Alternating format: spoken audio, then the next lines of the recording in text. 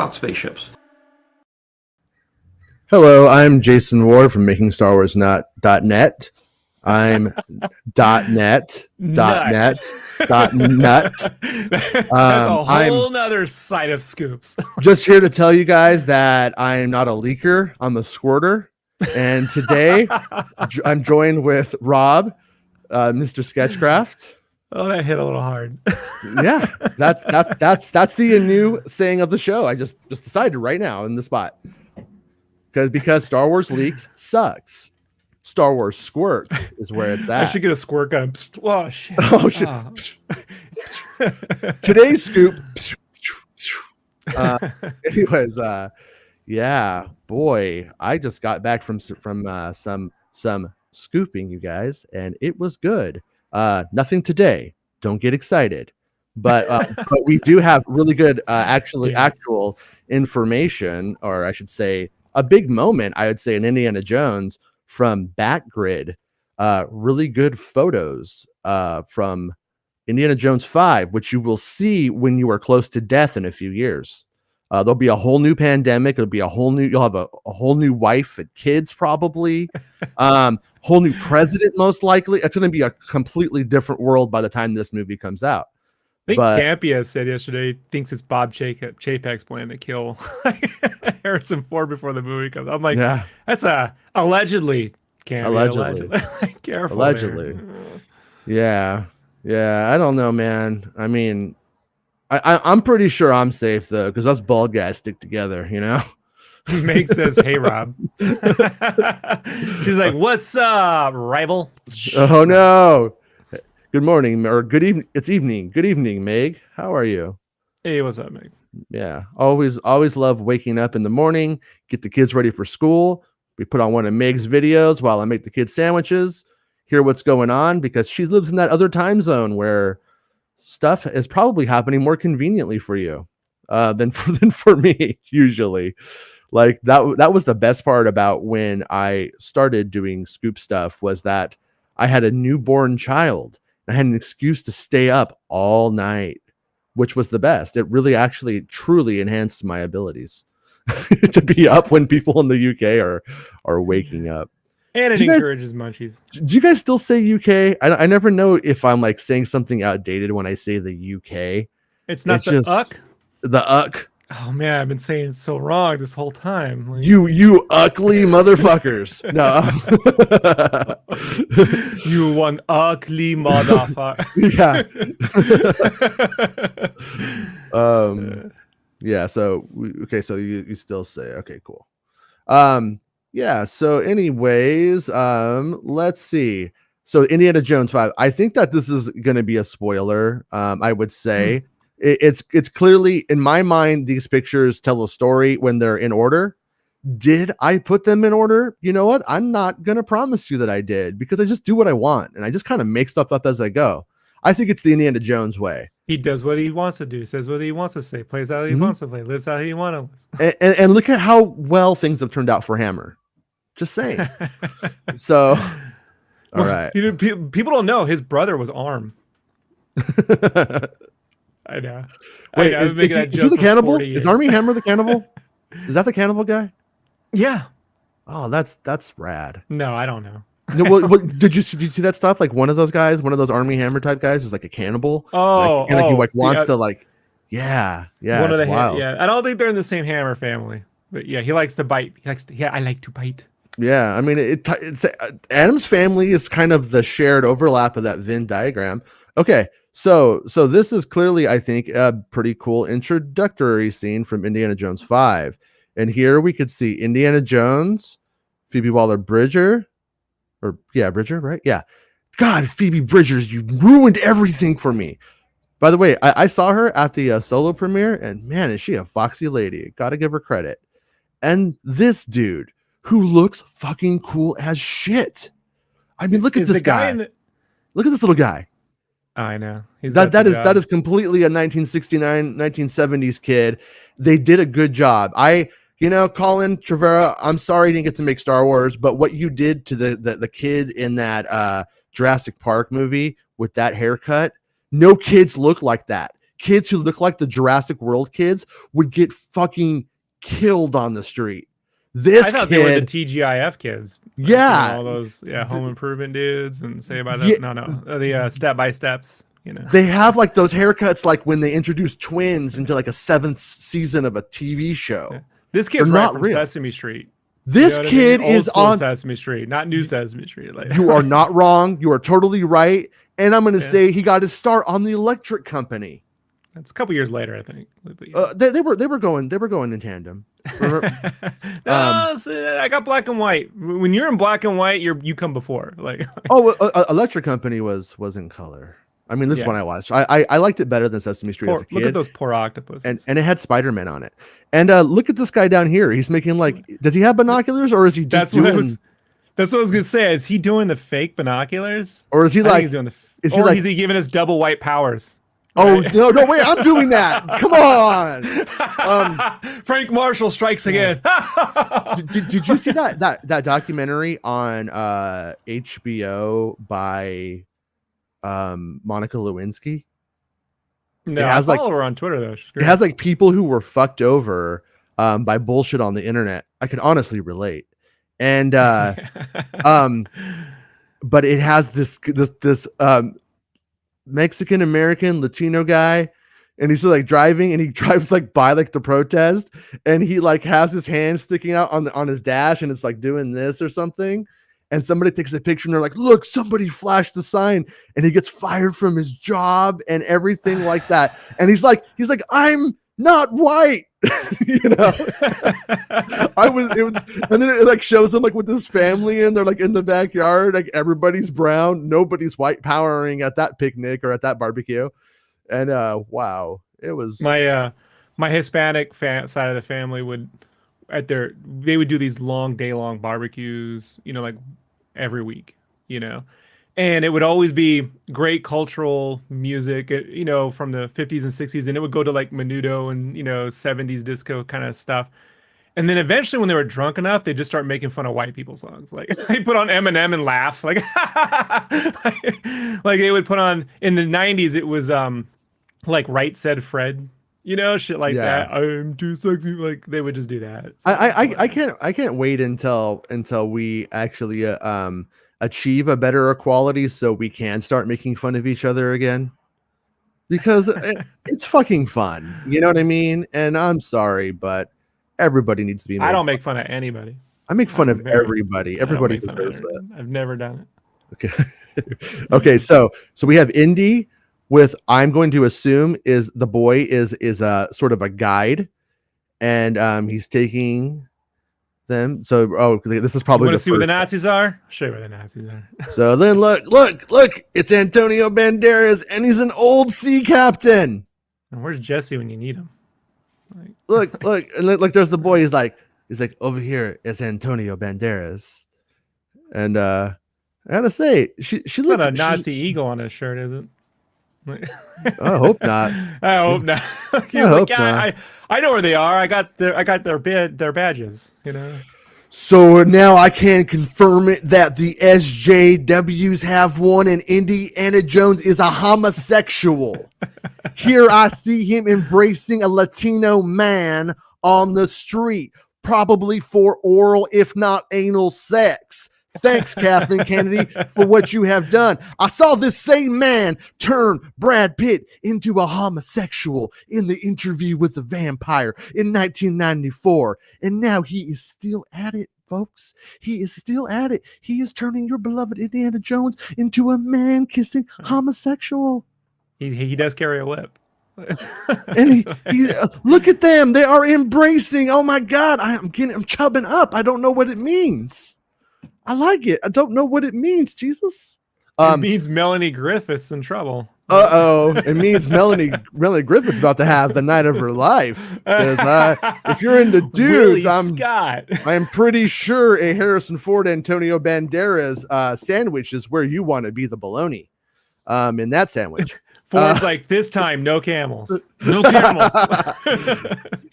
But yeah, no, but I mean, I love that Antonio Banderas looks like a dude from Indiana Jones past, who like they've had adventures. He's not all cleaned up and and looks like a fucking dude. You know what I mean? And he's got this kid with this little cool fro, and that's fucking cool too. And yeah, it's badass. I mean, like I always liked like we were talking the other day, I think it was you and I. We were like, whatever happened to was it Jacques? Was that you and I were talking about that? Oh, the guy in the plane. The guy in the plane with Reggie the snake, yeah. Yeah. And we were like, what happened to him? And I'm like, yeah, and I'm like, my theory was he took place before the most iconic scene in movie history when the ball chases Indy. Nobody remembers him. He gets like forgotten by the great moment that follows, you know, that he is connected to. But it does have the first time he says he doesn't like snakes. Yeah. It's just weird. Like that it never came back, you know? Like never came back. Would have been great if that was the kid, his plump friend in the Boy Scouts. You know what I mean? Turns out like he just keeps the one animal Indy hates, you know, because he's that friend. Indy saves him from fat camp and then teaches him how to lose weight on his own. I was really, and then I thinned up, and it happens. Mm-hmm. But I just like the fact that he kept the snake on purpose. I get fat and I thin up so that way I know who really loves me. It's all a big mind game. It's not that I really love tacos a lot. One day you'll shave that facial hair and your kids will scream. Yeah, right. No. Yeah. All right. So yeah, he's looking great, man. He looks like if Sala like got on a fucking work Tybo program. You know what I mean? Like, yeah. It looks like if Sala really was good with the ladies. But he's in great shape. Yeah, he is. He is. And for all we know, we don't know how much of the adventure he's on because they just started filming those parts. I got a feeling that they're filming some of this movie kind of not in order like a J.J. Abrams one, but more in order than most films. Look at her! She has some fancy rings on her hand here too. But, donated by the finest families in Germany. But no, but I think she looks great. I think she looks really cool actually. I wasn't when there were rumors that she could have like a spinoff. I wasn't really like necessarily buying it. I was like, yeah, we'll see. But I could kind of see her being a believable action hero in the Indiana Jones universe in a good way, you know. And it's not like, oh man, you know, a woman. It's hard to imagine that. It's not what I'm saying. It's like if you were to put her and Karen Allen together and say, oh, who could be an action hero in this? I would go, oh, her, even though Karen Allen can too. But yeah, she seems like she is she looks like she has like an Amelia Earhart vibe to her, obviously. Yeah. But the way that like her pants and the shirt and stuff like that, I have to think she's a professor too. I have to think if I was to go guess right now, let's just say the Marcus Brody rumor doesn't pan out, or maybe this interfaces with it, but maybe she's one of Indy's former students. Because that was an idea that they were oftentimes trying to use in earlier versions. She's the I love you chick? Oh, no. Yeah, right? She's like, I hate you. I'm just going to throw it out there. I think I love you chick got pregnant and never finished college. I'm just going to throw it out there that she seems like that kind of chick, you know? But, yeah. But, I mean, man, she looks pretty hot. I'm just going to give her credit. All right. You think that character, if she comes back in a sequel, wears bell bottoms? Oh, I think we've seen her wearing bell bottoms in this movie already. Oh yeah, and the New York stuff. Yeah, I think she had some pretty fly bell bottoms on, and it would not be inappropriate to say you are a foxy mama at that time. You could totally AC Slater. Right, Austin. All right, AC Slater. That was some AC Slater. Because Saved by the Bell, everything from that show was about 15 years behind the rest of the world. When it came out, it was like, yeah. I remember it was some show with the chick from Parent Trap was the teacher, because it was like they put it right after Garfield and Friends. So I'm like, I'll watch this, you know, to get to like Jamie Lee Curtis. The house. Was it Jamie Lee Curtis in a Parent Trap? No, Haley Mills. Okay, one of those. Anyways, there was like game shows they put on after that, but they played it, and I'm like, man, this just feels old. Like by the time it came out, it felt old, and then they moved it to all the kids, and it always felt old. Yeah, like it never aged well. So people love it. I'm like, I guess. I mean, I want to see the Power Rangers. I want to see the footage that George Lucas shot for the documentary on Herbie the Love Bug. I could be wrong about that, but I'm pretty sure one of George Lucas's first jobs was filming She Herbie the does Love look Bug. though. Phoebe Waller-Bridge does look a lot like the Soviet character in Indiana Jones and the Infernal Machine. Like that's hilarious. I mean, it doesn't mean anything, but it is just coincidentally funny. I mean, Mangold's like our age, right?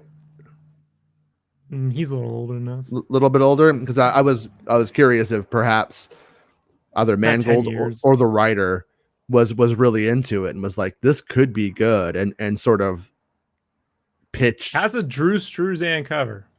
Yeah, that game has a better cover than the last Indiana Jones movie poster. Yeah, I mean, a lot of the by far. I mean, the majority of the shitty Star Wars books that have been written have Struzan covers that are worse books, but much better covers than any other. Ship of Princess Leia being the most beautiful rendition of Carrie Fisher ever on the cover, and on the interior, the worst princess. I mean, I remember I couldn't finish it. I'm like, this is fucking bad. Like, I just, kept the cover and just gave the book to the library. Yeah.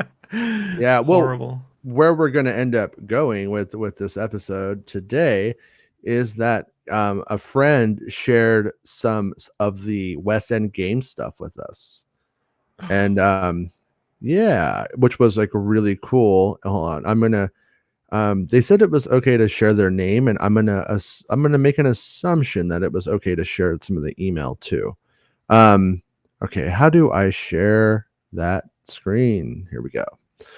Because I want to put it up on the screen. Here we go. We don't want audio on this. It's a role-playing game book. Okay, so what we ended up getting. Are we done with the Indy pictures? Are we transitioning here? Yeah, I think so. Okay. I think so. Unless and then if the chat has something to say and the chat catches up to it, then we'll jump over to it. But I'm just trying to get the switch. Trying to get the Okay. All right, so here we go. So up front, our buddy here. Let me open this up right now too on the old show, because it's better to make everybody wait. I don't care. Everybody can just wait. All right, because So what we have is the actual timeline. I don't remember who said what, and I'm not trying to say somebody was wrong about a timeline or anything like that. Allison. But what we ended up getting was our buddy James, I think your last name is Krusek. I hope I'm saying it right, but James sent us, he's all, as promised, I've attached the pages from the West End style guide that was given to all writers. He's all, I don't recall the exact year this was from, but I guess it was somewhere around the time of the special editions. And I would probably say this is like the 95 to 96 time, because I had the updated version, and it was like the original role-playing game book was the one with like Luke on the cover pointing the gun at you and all his friends.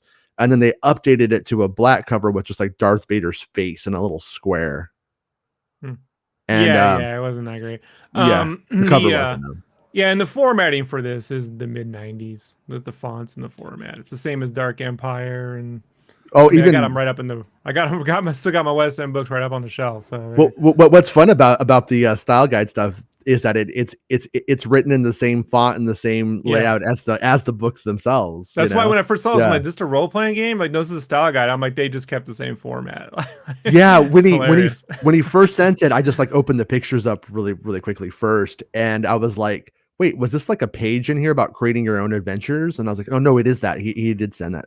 So he goes on to say that in addition to the West End folks, Timothy Zahn, Mike Stackpole, and Pablo Hidalgo, who also freelance for West End, were regular attendees. As a result, I had many opportunities to interact with all of them. And he says Bill Smith was the senior editor for Star Wars at the time. And, they just talked about like just discuss stuff. And the sticking point was, how long was Luke on Dagobah? And he says, note that the timeline says we believe it took place over about 6 months. And I've seen various sources say anything from 2 weeks to 6 months. And so when I brought it back, it had to be more than 2 weeks.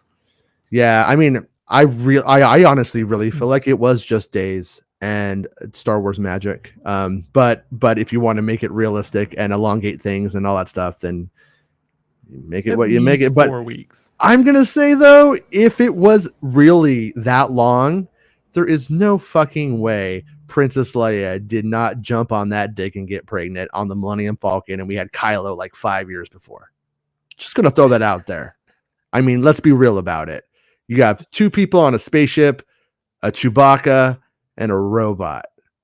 They're going to bone, man. See, you're assuming the timelines exist at the same time. They were, they were, what do I say? They were probably sitting on the back of that Star Destroyer for 3 what if they were, and they were getting it on while her father is like, just like 4 clicks over there through the hole, and he's like, I sense a disturbance in my daughter. What the fuck?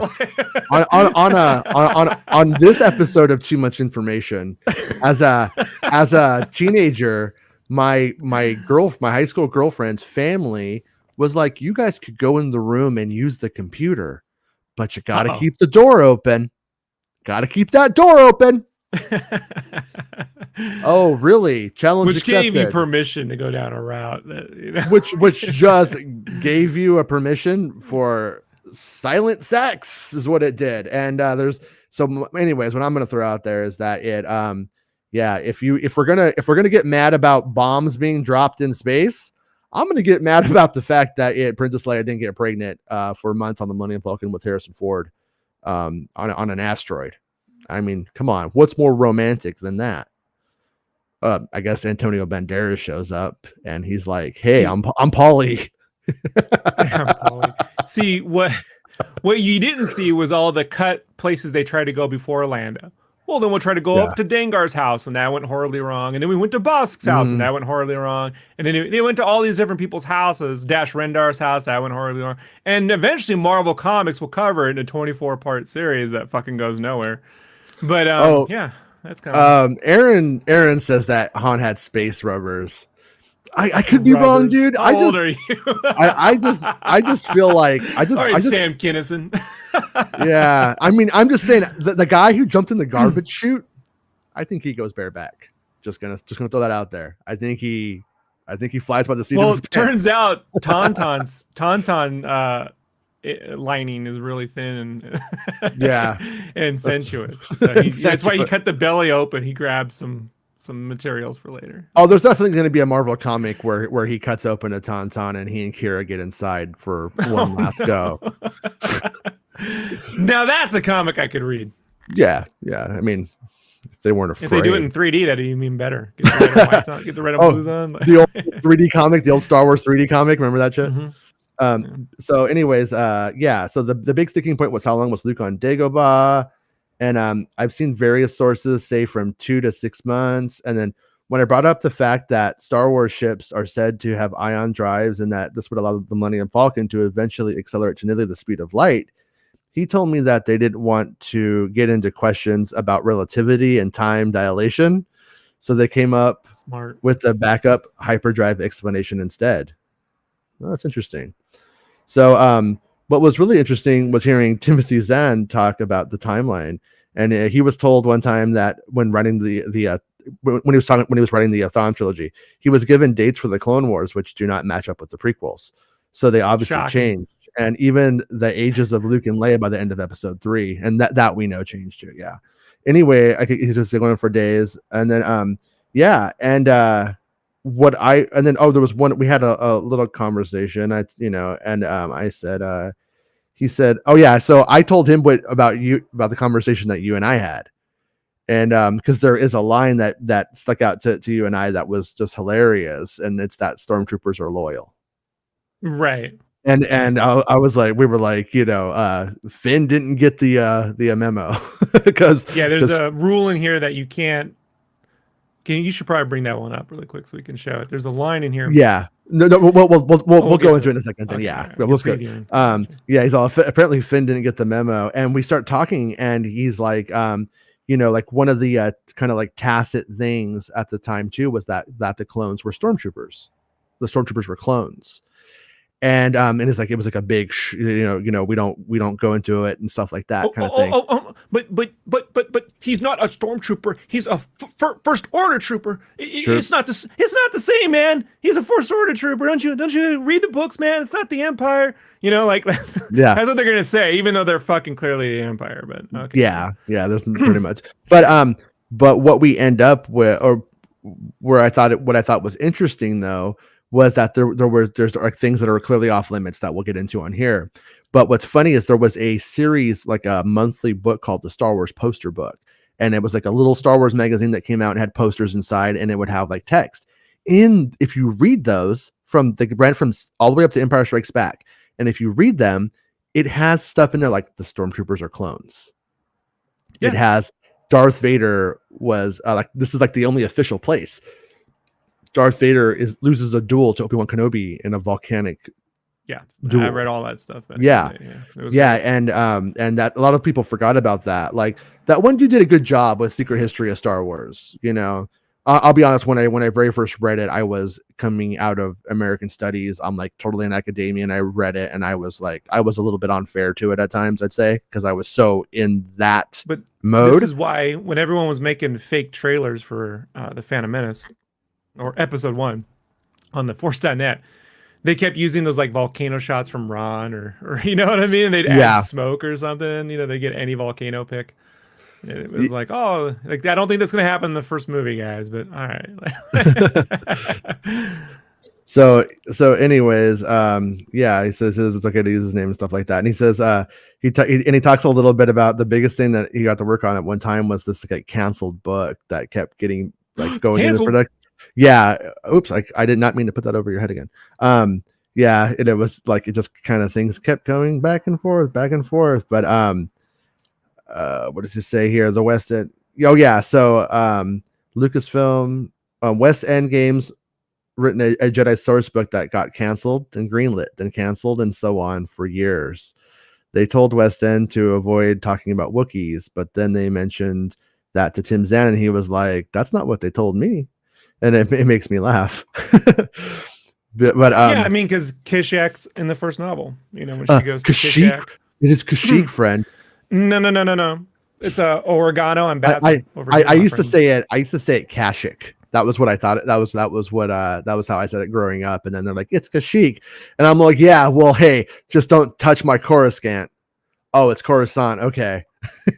I actually was picky about that one for some reason. I don't know why. We all have our nerddoms, right? Yeah. And mine in the 90s was Coruscant, you motherfucker. Yeah, and here's how you hold a Nintendo 64 controller properly. You don't hold it this way. Yeah. Use your thumb all the way over like a fucking weirdo. You like hold the center grip. It's got a trigger. Oh yeah. So anyway, no, I used to get mad. Like that was that guy. Oh, I still refuse to call that shit a Wiimote. It's not called a Wiimote. It's a nunchuck. What did they actually had? I can't even remember what the real name is for. I'm so mad about the off one. What was it? It was called like the nunchuck. It was called a nunchuck. No, the nunchuck is the aside little additional controller the 64 that plugged in. And then the actual thing was like the Wii Motion Sensor Plus came out. They had a, but anyway. Yeah, but it's called a Wiimote. Yeah. No, you're wrong. Like it's right. No, yeah. People started calling it the Wiimote as a pun at that first E3 that we were both at that we talked about before. Right. Yeah. And then I wasn't at that one. I was at the Wii U release. You went to the Wii release. Yeah. I went to the Wii U. Yeah, I went to the two last Nintendo E3 presentations ever. When the first one was when they showed off the 3DS, and the second one was when they showed off the Wii U, and then they never did that again. Oh no, Santa's here. Santa, I thought you weren't here, and I acted like a maniac. Supply chain. Oh no. Can I also just mention on this graphic right here? Yeah. What's funny is, so what is considered canon and not canon at this period? Right, the Lando Calrissian and the Han Solo books are considered canon, but Twilight of the Splinter Mind or Splinter of the Mind's Eye or whatever, that isn't, and the Marvel books aren't. Well, but the classic Star Wars comic strips are, right? Like, like let's start from the very start, because look up front though. See the little asterisk here? Note, you may not discuss this, Sarah, since it occurs before the films. Yeah, so we It's can't funny. So talk about them. it's like all of this stuff you can't talk But about. Yeah. but So but the classic Star Wars comics are considered. So I never read those. They didn't have them in my newspapers. I've seen the art and the style guides. Not yeah. my thing. But did they just did the classic Star Wars strips just cover the movie stuff, or did they cover original stories? If I remember right, those were essentially, God, I could be wrong, but I think they were the Marvel comics and they were broken up. Like in black and white? In black and Color? white. So it's like maybe they got like the early drawings or the first drawings, and then they put those out, and they were out either daily or weekly. I believe some of them started coming out like in like newspapers daily, and it wasn't like a comic book release over there. Yeah, I'm not a big fan, as you know, of when artists spend all their time tracing photos for Star Wars books. Yeah. But I can't handle it when people draw Darth Vader really fucking dumb. Like, he doesn't have to be a perfect rendition. I have my own stylistic interpretations of. Yeah. But the Marvel comics consistently drew Vader like he was a completely different fucking character. Like you growing didn't up, even attempt to look at it.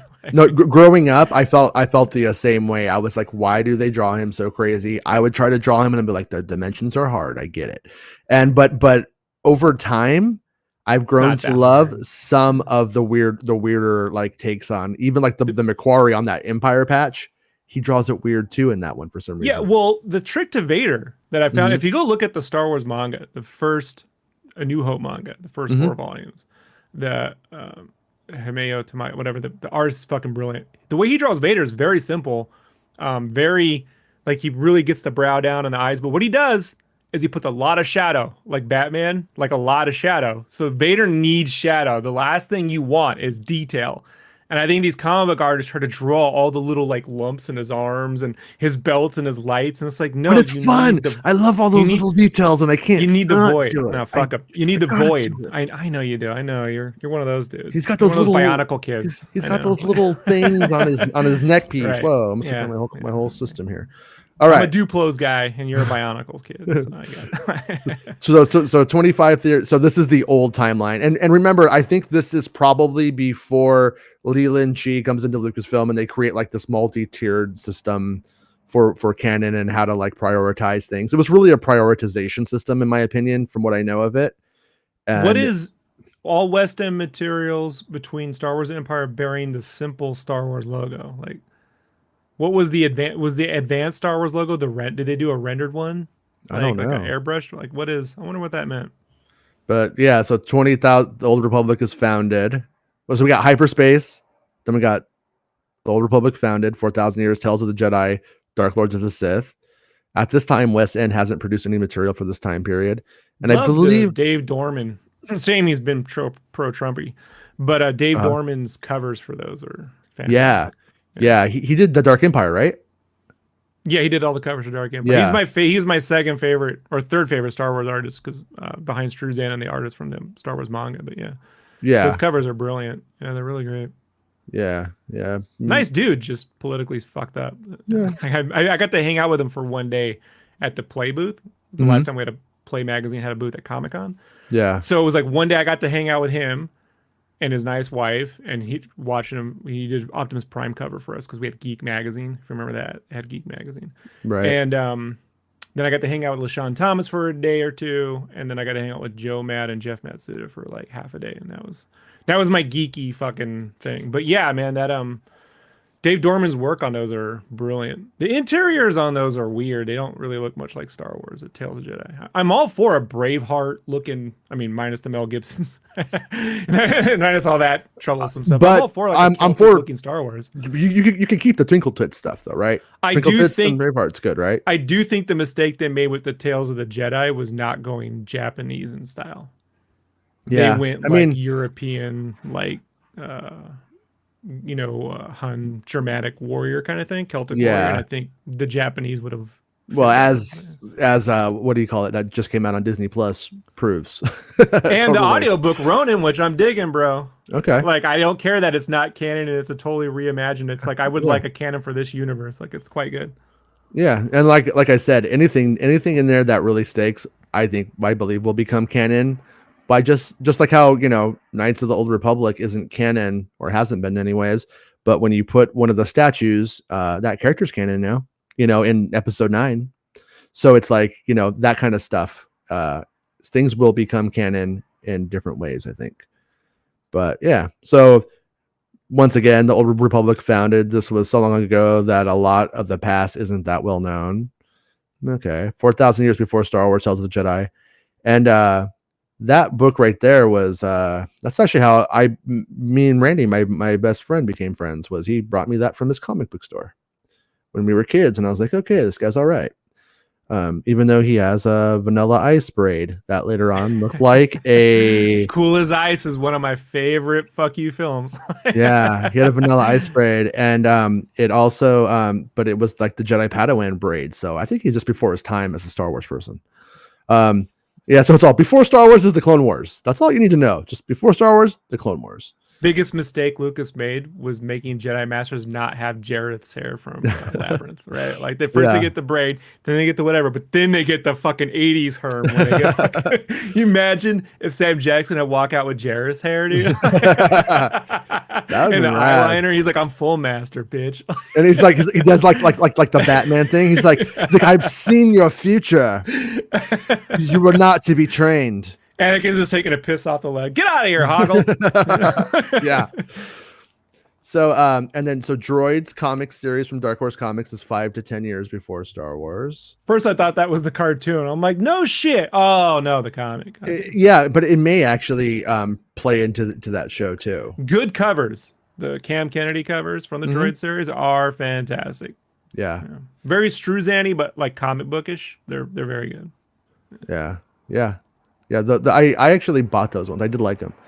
Before Star Wars, Lando Calrissian books by L. Neil Smith, and then just before Star Wars, Han Solo books by Brian Daley. And those books at that time, I don't know if they had been reproduced at that time. So that right there, they were actually doing a pretty old deep cut. Then we got Star Wars back when we just called it Star Wars. And I like how they avoid all of the numericals or A New Hopes. This is after. I think this is at the same time, or is this after the 94 VHS release? This has to be after the VHS. It has to be. I would say I would say the fact that it references the second edition of that book.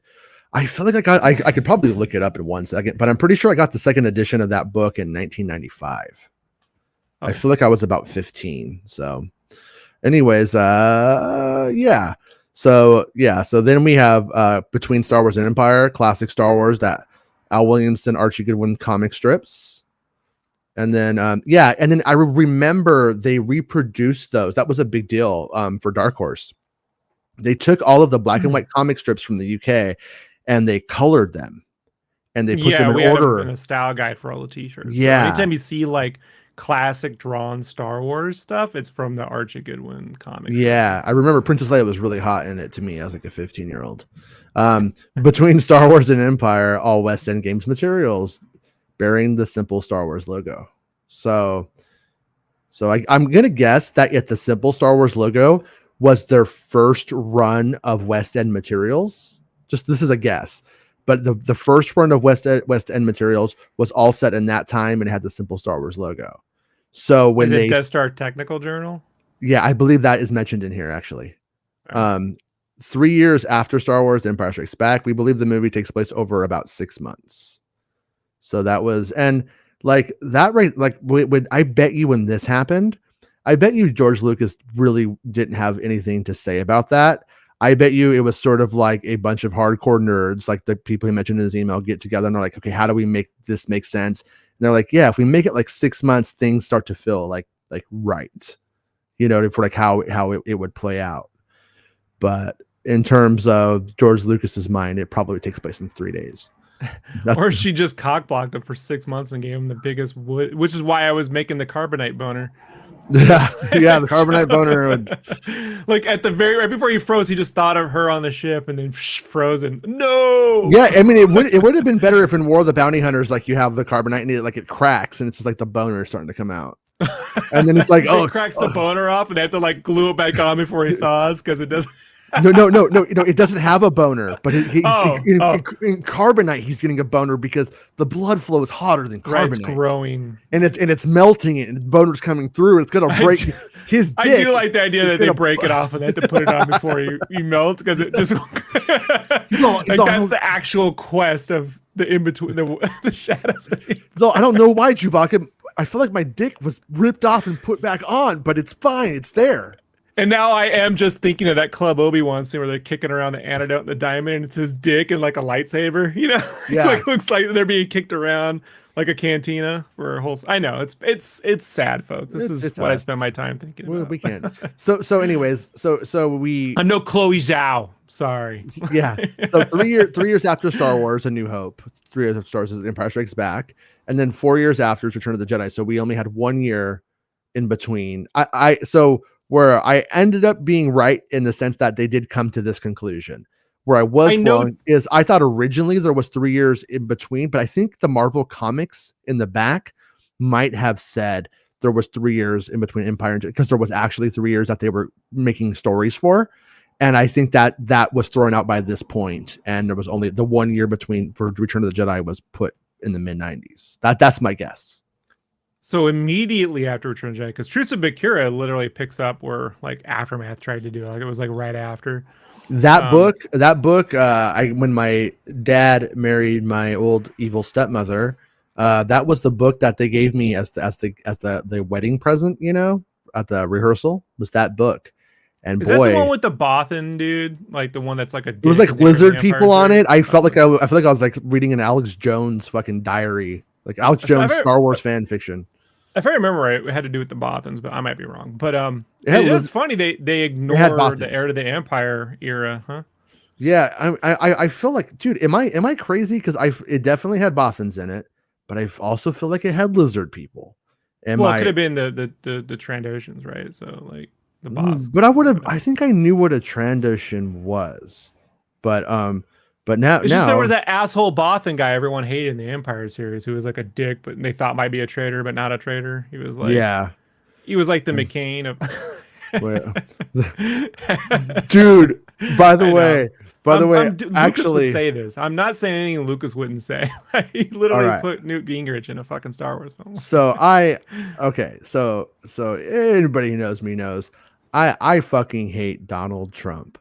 I despise him. I think he's a piece of dog shit. But I'm a fair man. In the sense that if you are funny,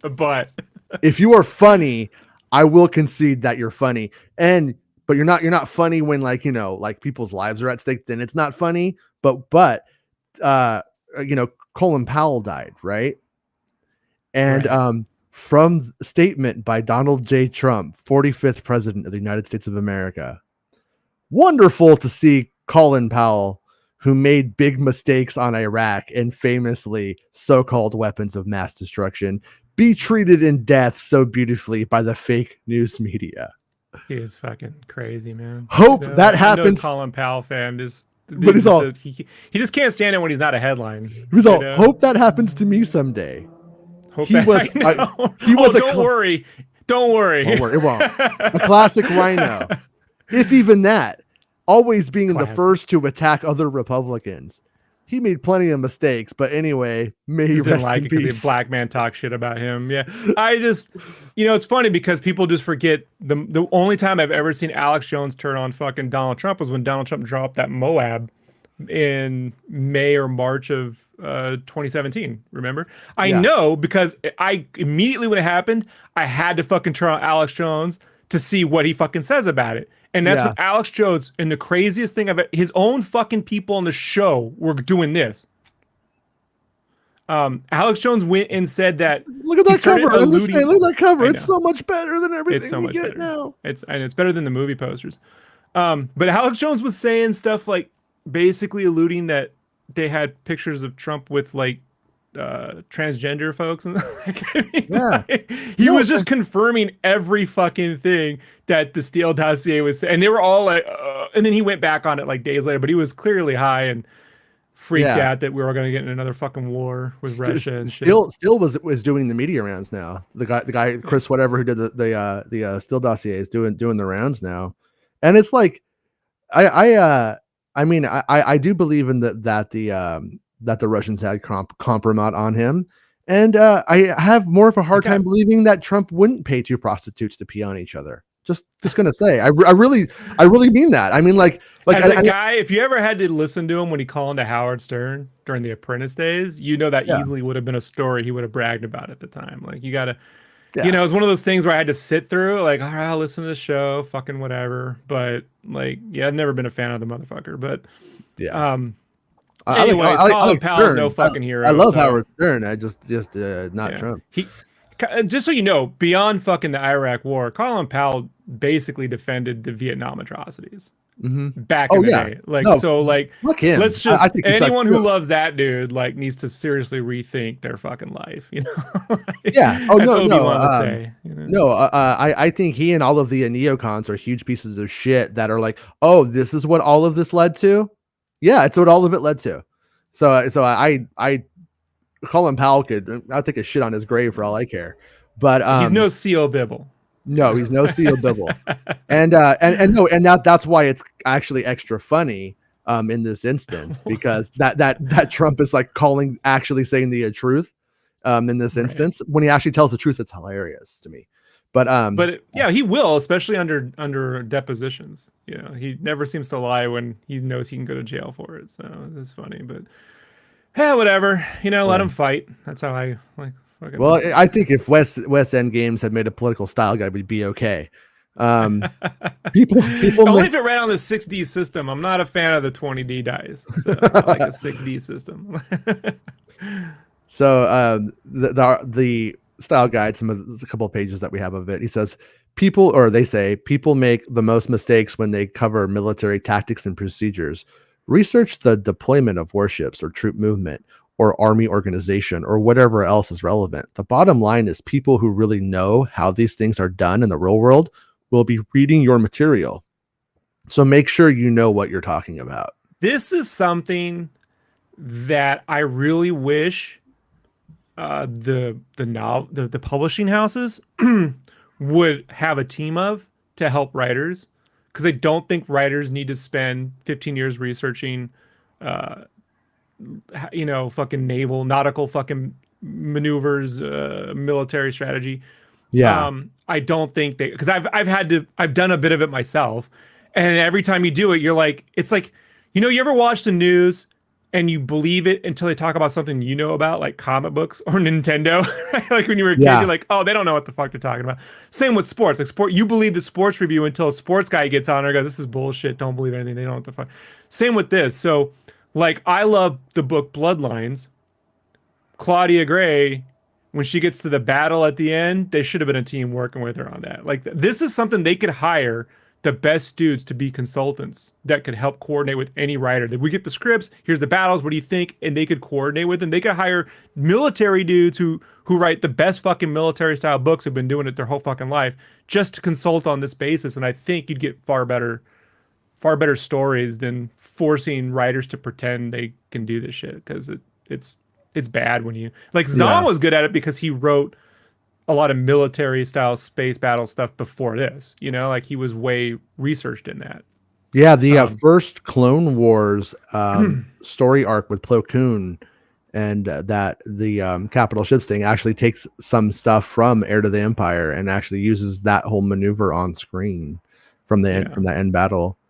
But it's tough to do. So I wish they would, instead of putting on writers, would have a team for this sort of thing. Yeah. And for the record, I think that this stuff is pertinent in the sense that people who were in on this stuff for its good, for what's good and the flaws, went on to lay the groundwork for the stuff that we have now. And I think that is relevant, because wherever they learned, whatever failings this stuff had, they ended up having to sort of try to rectify. And when they went all canon with everything going forward, that was much different. But anyways, think new planets, though. We've had too many worlds that are too much like Earth, or there is one settlement and the rest is wilderness.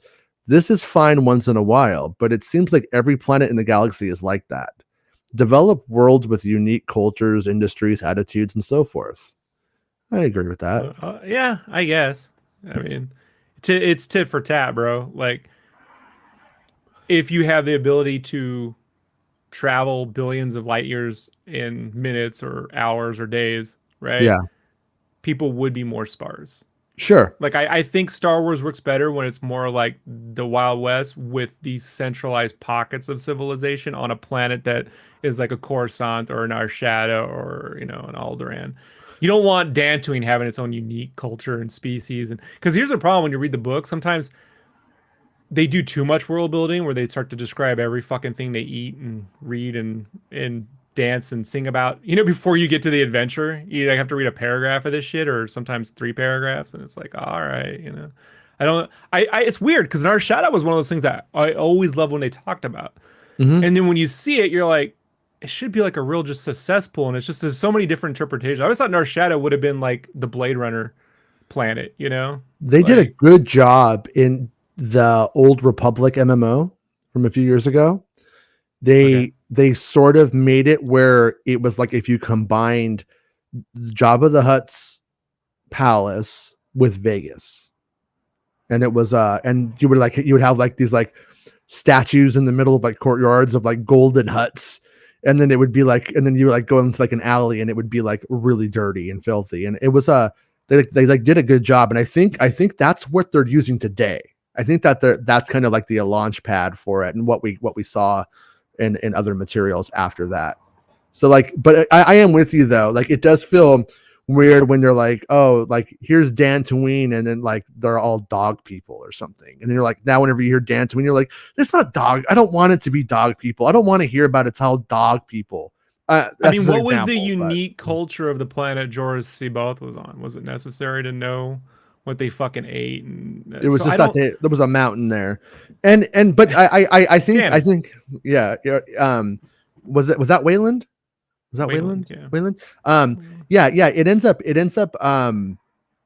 I agree and disagree with it at the same time. Like for instance, you want to feel like when you are in a Star Wars story and you leave, you want to feel like you're in a dangerous alien environment. You're going the wilderness of America. What's left of it is boring, and so and that was interesting to people 120 years ago, but today we want that same feeling that they got when they were reading about the American frontier. We want that feeling, and if you are in Naboo and Coruscant the whole time, you don't have that. You do lose that, like that feeling of exploration and what's going to happen in danger.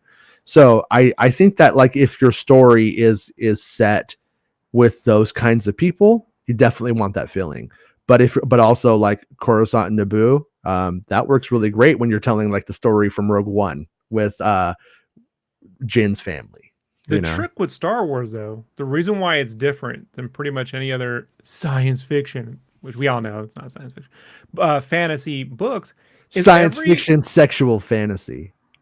in my world, Spaceballs, um, Filoni is Jr. that Hey, is that every planet is based around a strong visual. yeah, And when you place a writer to develop a strong visual, that's not the strong point of the writer. The writer's relationships, story, you know what I mean? Maybe mhm, some world building, but knowing the dense population of Naboo and the music and the food they eat is not what makes that visual unique. It's the Space Nouveau look. And yeah, that only comes from visual development. That's kind of like where you know, I do like the idea of a story group in theory. If they actually did, if a writer proposed an idea and they said, we want a unique planet, they should have an art group that says, all right, let's develop a look with the writer and show them and then craft something visual for them to write about. And then say, let's put together 6 pieces of art. We got an artist we'll commission or they're on staff and they help develop a look that is clear and unique because the visual is like when we see the concept art for Force Awakens, and there's that castle, that solitary castle with the mountain. Like that one piece of image can give you a whole book worth of adventures. for sure. But if you just say it's a castle on a planet, it doesn't seem interesting. That's the problem with this, is it needs a key visual that the writers can't, they generally can't do. Like more, Yeah, very few have ever crafted any. I mean, can you remember anything Zahn wrote where he was like on the, remember in that jungle thing when he was on Talon Cards and Luke had to use his hand to escape? You know, like it was like just Endor. That's all you remember. Like it's not Endor, but it was like in my very close. mind, believe it or not, it was pretty much in my mind when I read it as a kid. It was not unlike Scarif. That was just what I put together. I don't even know if that's how he described it. But And if you had an artist, right, like a yeah, Macquarie or someone or Joe Johnston painting something that was key, and then that art gets shoved in the book as the cover or the interior cover art, then you would know. It's yes, just yeah, our Star Wars is so dependent on a key visual. And mhm. that's kind of like I just think that the comics generally and the books generally miss that sort of development. So for whatever Yeah. reason. No, it's true. I mean, for a long time, like it's sort of weird. It was like it took the industry years to get the Star Wars look down. And then now that they got it down, now they're struggling with stepping outside of it again. And if you're It's not going to see anyone who says, "Give me the Star Wars look," develop Naboo. That's no. my problem. Yeah. That's my problem. Like Mhm. Naboo is Star Wars. Clearly, Mhm. it's Star Wars. Yeah. But it is not Star Warsy, right? Like the typical thing you think about. So they're not innovating; they're just regurgitating at this point, and that's Yeah, tough, man. it's every now and then it is something that is just completely in a style really heavily, I would say, like Art Nouveau. And then you also or it's like historically grounded, and it's like one historical artifact, and everything Yeah. gets extrapolated off of that artifact, and Simplicity is key and strong. Like the one of the things I learned in game development, especially for any kind of like character skin that you're mhm, developing for a video game, is you have to make something that's going to really work. If it's not already a licensed character, right? If it's something totally unique, is you have to have the theme so clear that mhm, anyone that looks at it gets it. Gets yeah, it without a doubt. Like it has to be completely readable. And I know that sounds, oh yeah, obviously I want to do a pirate, but it's not as easy as you think. You could draw a pirate and it could just look like an old crusty medieval dude. There are many things that you have to be careful about adding too much, not adding too little, like what people's like general interpretations of things are too. Like you have a lot of personal bias. Like if someone said Christmas, that means a lot of different things to a lot of different people, you know? And so the theme is something that I've constantly like had to like anytime I design now, I'm like, okay, you not only have to write the theme down, you have to really nail what you're trying to get across with that. Because if I say an ice planet and I write down ice planet, it's an ice planet, but that doesn't solve it. It's not what does that mean? It's just snow. Like, no, yeah. man. Like you have to sell the environment in a way that um is really resonant with people and memorable. Otherwise, it's just blurry snow and white Well, that's nonsense. what I think George is doing when you watch him on the prequel documentaries. What he's doing is he's walking right up to something and he's going, "Does it read?" I think Yeah. that's what he's doing, and he's like, "Yes, it reads." Boom, keep Yeah. developing. Doesn't read, it gets the if it's like I if think he's something's very good at it. I think if yeah, I like remember yesterday when we were like, I made the pondering, what does Lucas bring outside of his influences? yeah, I think I said something like the ability to see it through, right? Like he can he's see it to a the he's a visual DJ. yeah. So that seeing it through is being able to know this reads, that doesn't, and making decisions. No offense to JJ, is not good at it. Yeah, no, I JJ's a agree. guy who flops on decisions all the time, and I don't know, no. Well, no, Lucas would it's be like like, no, this is what we're going to do. Period. You like know? like I love. I mean, I'm not a huge fan, but like I love the designs of Robotech. I don't know everything about it, but I look at the stuff. I love it Yeah, all. But a yeah. lot of that stuff I don't think would pass the George Lucas test. Because when you see it, you have to like look at it. You have to be like, what the fuck am I looking at sometimes to like really figure out why these things are sticking out and stuff like that. But there's like there's like this weird line where you put an antenna on something, and then now it's inspired you get it instantly, and then but you're also like it pulls you in like what does that do, what does it mean? And I think I think he's just really Although good at that. now that I think about it, when it comes to Robotech, I do think George Lucas would totally be up for jazzy music in Star Wars. Like jazzy music playing Mhm. over space battles is something George I totally would would be do. no, I've no. It's funny you say that. I've actually said that before. Is that I think it would be super rad. See, back in the '70s, when anybody would make a sci-fi movie, they would use a synth, and you'd use a synth for two reasons. It sounds like a computer. We don't know what those are. Computers are coming. What are they? I don't know. They sound like beep, boop, bop, bop. And then the other side of it was that it's super cheap. You could do a one guy could do a synth score. You don't need an orchestra. You could do it in your room. I think John I got a Carpenter, Casio. I just yeah, beep beep beep John beep beep Carpenter bop. did his own. He would do his own Yeah. like scores on because it's like the best way to do it if you got no money. And but The anyways, Pork Chop but Express theme is what I play on a loop when I go to the airport, by the way. My wife she's experienced this for 14 years. Anytime we get near an airport, the headphones go on and the Pork Chop Express theme on a loop.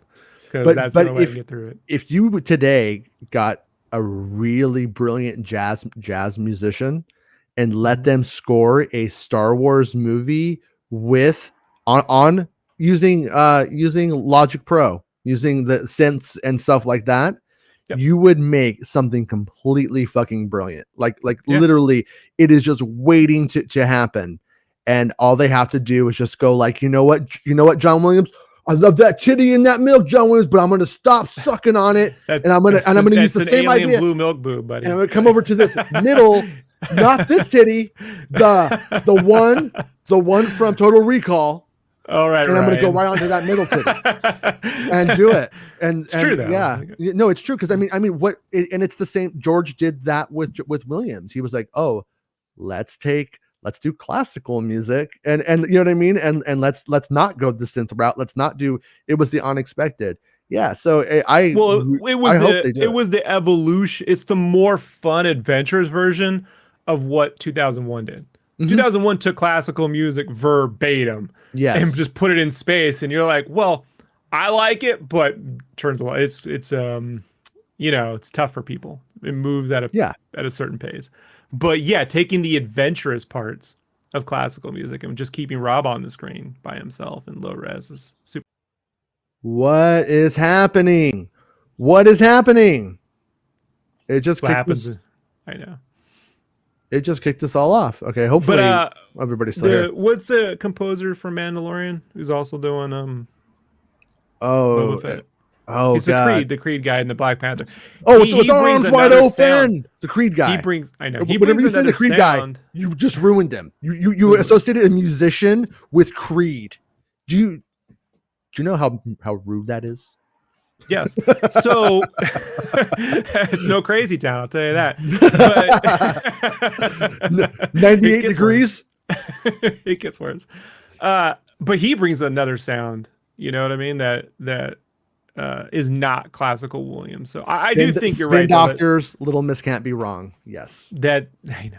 That I thought when Little Miss Sunshine needed that song, but then I saw the movie. I'm like, I guess it wouldn't fit. But no, I'm good thing. Yeah. Little Miss Can't Be Wrong. I'm sorry. I didn't mean to interrupt you, but some shit just makes me laugh really hard. All right, so they're like saying think big, okay? If you got a time machine, you want to go back to Wesson and you want to start writing on the Star Wars role playing game, you need to think big, you guys. Don't underestimate the size and scope of the galaxy. There's billions of stars and all that stuff, right? Likewise, not everything should be from Tatooine or Bespin, just like not everything interesting happens in Boise, Idaho. Good example. Hold on. Likewise, not everything should be from Tatooine or Bespin. Wow, they actually threw him. I thought you threw that in. Oh, no, they say that. God damn it. No, they say it. They straight up say it. Oh, man, everyone loves to shit on Boise. That's hilarious. You know the movie, what's that LA film with fucking... the guy from Drive and Emma Stone, right?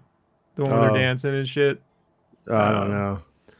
That one that was like 4 years ago, 2016, 2017. The one where they're fucking dancing in LA, right? He's like a jazz dude and she's like an actress and shit.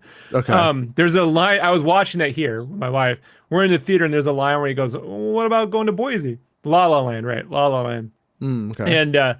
And she goes, what about Boise? Everyone in the theater is laughing. Like, I guess it's just Hollywood's running joke is to make fun of Boise, Idaho. Other than the fucking crazy political people.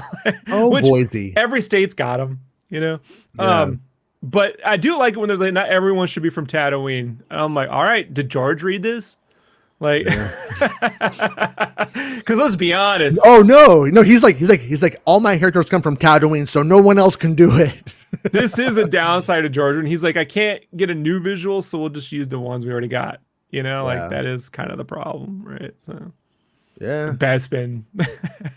It's a gas planet. So other than the one fucking space station, I mean, one mining plant thing, like the resort, whatever. Yeah. Like, does anyone come from Bespin?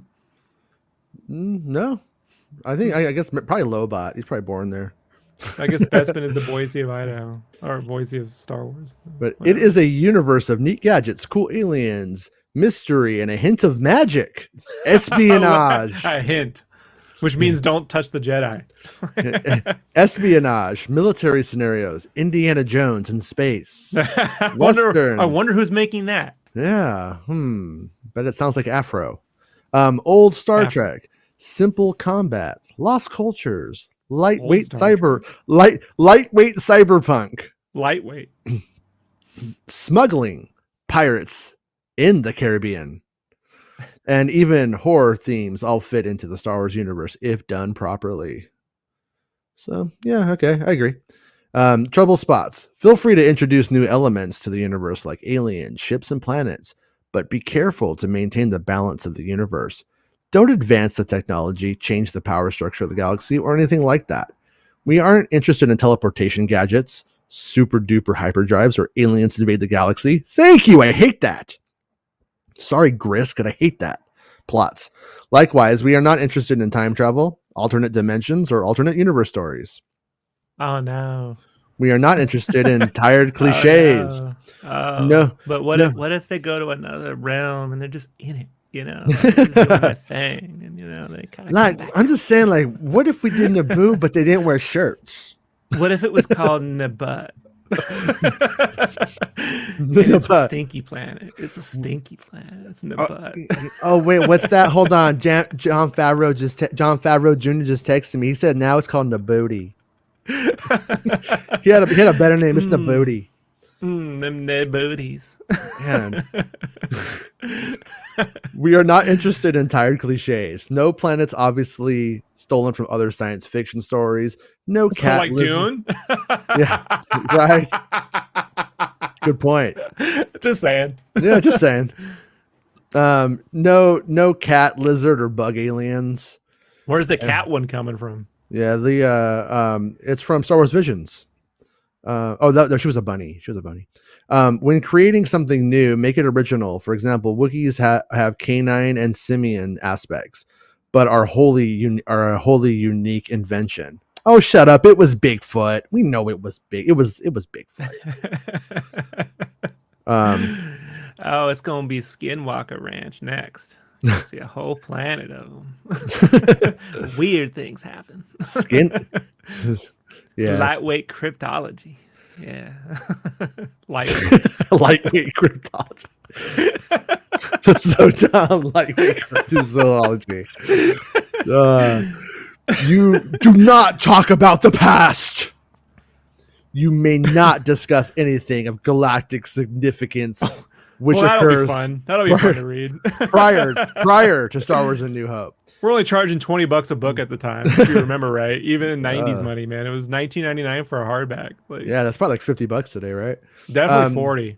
This includes subjects such as the Clone Wars, specifics about the Old Republic, how the Emperor rose to power, how the rebellion stole the X-Wing prototype, the fall of the fall of the Republic. When did that happen? That was one of the books, I believe. The extermination of the Jedi Knights, the history of Emperor Palpatine or Darth Vader, the Mandalorians. Oh, damn.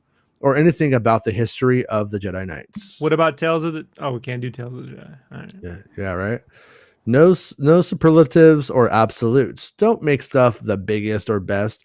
Which, by the way, a lot of what they're saying was, I had a friend who writes in TV, and one time was telling me all about how to write a spec script if I ever wanted to go that route.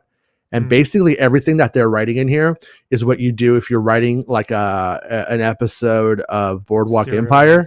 Yeah, something like that. Like, and you want like, here's what my episode of Deadwood would look like.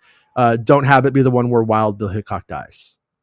Don't have it be the one where or Deadwood don't burns say down. that this is the baddest fucking gangster in the West. Like, Yeah. it's a tough gangster. You don't need to fucking say he's the fucking best. You don't have to, what do they call it? Put him over. Because what happens is then you kill him and then he isn't, and then we got to have the best one next time, and it just goes on and on. And what they want to see is that you can write in the universe, not just give it Mountain Dew. You know, they want to see that you can write a day-to-day episode of a TV show or a comic or whatever. So a lot of the stuff that's in here is probably pretty good advice for some of you creatives who are trying to break into the industry. Yeah. So similarly, don't make sweeping statements about the nature of the Star Wars galaxy. Instead, saying all custom inspectors in the galaxy will do this. Limit your perspective to something more local. Custom inspectors on this planet, people will do something differently in different parts of the galaxy. So you will have worlds that are wildly different. This is it. Booty, they just fart out their codes. I'll do it right now. Hold on. Try putting a tank top on the booty. You'll just fart your tank top right off. Like Hogan, you just farts, rip it off with the farts. Dave Filoni Jr. is a source guide unto himself. This is Dave Fardoni. Dave Fardoni. Fardoni. Stormtroopers are loyal. Oh yeah. Real stormtroopers are fanatically loyal to the Emperor. Real stormtroopers, not those fake rhinos. After the death of the Emperor, some Imperials might dress up normal soldiers in stormtrooper uniforms, but real stormtroopers still loyal to the remnants of the Empire are unswayable. I feel like on another side note, I feel like at one point somebody at Lucasfilm told me that they had to start capitalizing Stormtrooper for Star Wars. Am I wrong about this? Because of the context and copyright stuff. Nazis? I wonder if that's true. Also, same thing with a pod racer. I think is pod racer one word. I think they had to make it one word. It was 2 words on the cover. It was okay. They changed it. Then yeah, it's something. There was something about pod racer like that too, where they had to do something to like own it. But use the major players sparingly. Don't submit plots in which the major movie characters play a significant part. Yeah, there we go. Maybe they guest star. Hold on. The original game was just Racer. It was Star Wars Racer. Yeah. They didn't put Pod Racer. Yeah, it might have been because they couldn't copyright Pod Racer. And then that's why I was thinking the 2 words, because it was Star Wars and then underneath Racer. Yeah. So don't submit plots in which the major movie characters play a significant part. Maybe they guest star or have a short cameo for a scene or two. Think of Sean Connery's role in Robin Hood, Prince of Thieves. Don't use Darth Vader, the Emperor, or other heavy adversaries. So everything that they're doing now in The Mandalorian, don't do it. Right. And then we're like, Mandalorian's really good because they actually did shit. Well, it is like it is one of those like it's kind of a catch. I understand that. I understand. Oh, I'm not talking. Yeah, no, I mean, I have to say it because there's people watching that don't know what you know. No, they all know what I know. I'm as equally as dumb as them. No, I mean it. This is all fantastic. The problem is, right, with this, with just the idea of endlessly serializing a universe. Yeah. Okay. Just the very concept of it is, unless you create characters that everyone latches onto, right? How do I say that? Like, unless you create something that's compelling enough to get people to come back, then you just have these weird variants of characters you already know. You end up with Dash Rendar's. Like Afra's, like when they say Indiana Jones in space, hey, look, they finally did not just an Indiana Jones type adventure, they made an Indiana Jones in Star Wars. Right. All right. But it's still a variant of Indiana Jones. You know what I mean? Like, it's still like, not to say you could put Indiana Jones in there, but if you end up with a super Sith guy, you would just go always like Vader. So then you do a Vader comic, and then it's like, wow, maybe Vader's kind of dumb now because there's too many Vader adventures, like Vader adventures. Yeah, I think a lot of people will like disagree with me, but I feel like for Afra, what they did was they took the Indiana Jones concept, put it into Star Wars, It's a woman now, and but the personality is not unlike Star-Lord from Guardians of the Galaxy. Yeah, she should have been more like Marion. As a matter of fact, just put Marion. I don't know. It could be a different ethnicity. I'm not tied to Oh fucking yeah, that stuff doesn't matter. But like Staros, like who's like her companion and stuff. Right. Yeah, should have been more. Could have been more of a Marion type, and like just a better. It's also easier. Put it this way: it's easier to write a character who's tougher and rougher than funny. Mm-hmm. Funny's fucking hard, man. And like when you write a character who's funny, you end up. Did you see on DC Fandom they did this long trailer for the new Suicide Squad kills the Justice League game, right? And every one of these motherfuckers is trying to make a James Gunn joke, and they can't do it. Yeah, it's just not. It's like the Guardians of the Galaxy game is trying to make James Gunn jokes, and you're like, all these people in the world they can pay, they can't get one of these Well, that's why the motherfucker's so funny, and he gets work because it's hard. Well, I'm glad that the internet let James Gunn like develop his sense of humor over time to become the funny guy that he is, and that they were okay with that developmental process to become the funny man that he is. Oh yeah, they were totally what's the word I'm thinking of? Not sympathetic. They totally didn't hold a grudge. We got you. We found your message board post from 2004. You fucking piece of shit. Yeah, it only took us 10 years to do a fucking image search, but whatever. Because most of these motherfuckers didn't learn how to use the internet until Obama got elected. That's basically it. But that's the fucking truth. So but that is the problem with writing funny. Like, it is 10 times harder. So you better get a real funny fucking. I mean, George Lucas ain't too good at humor.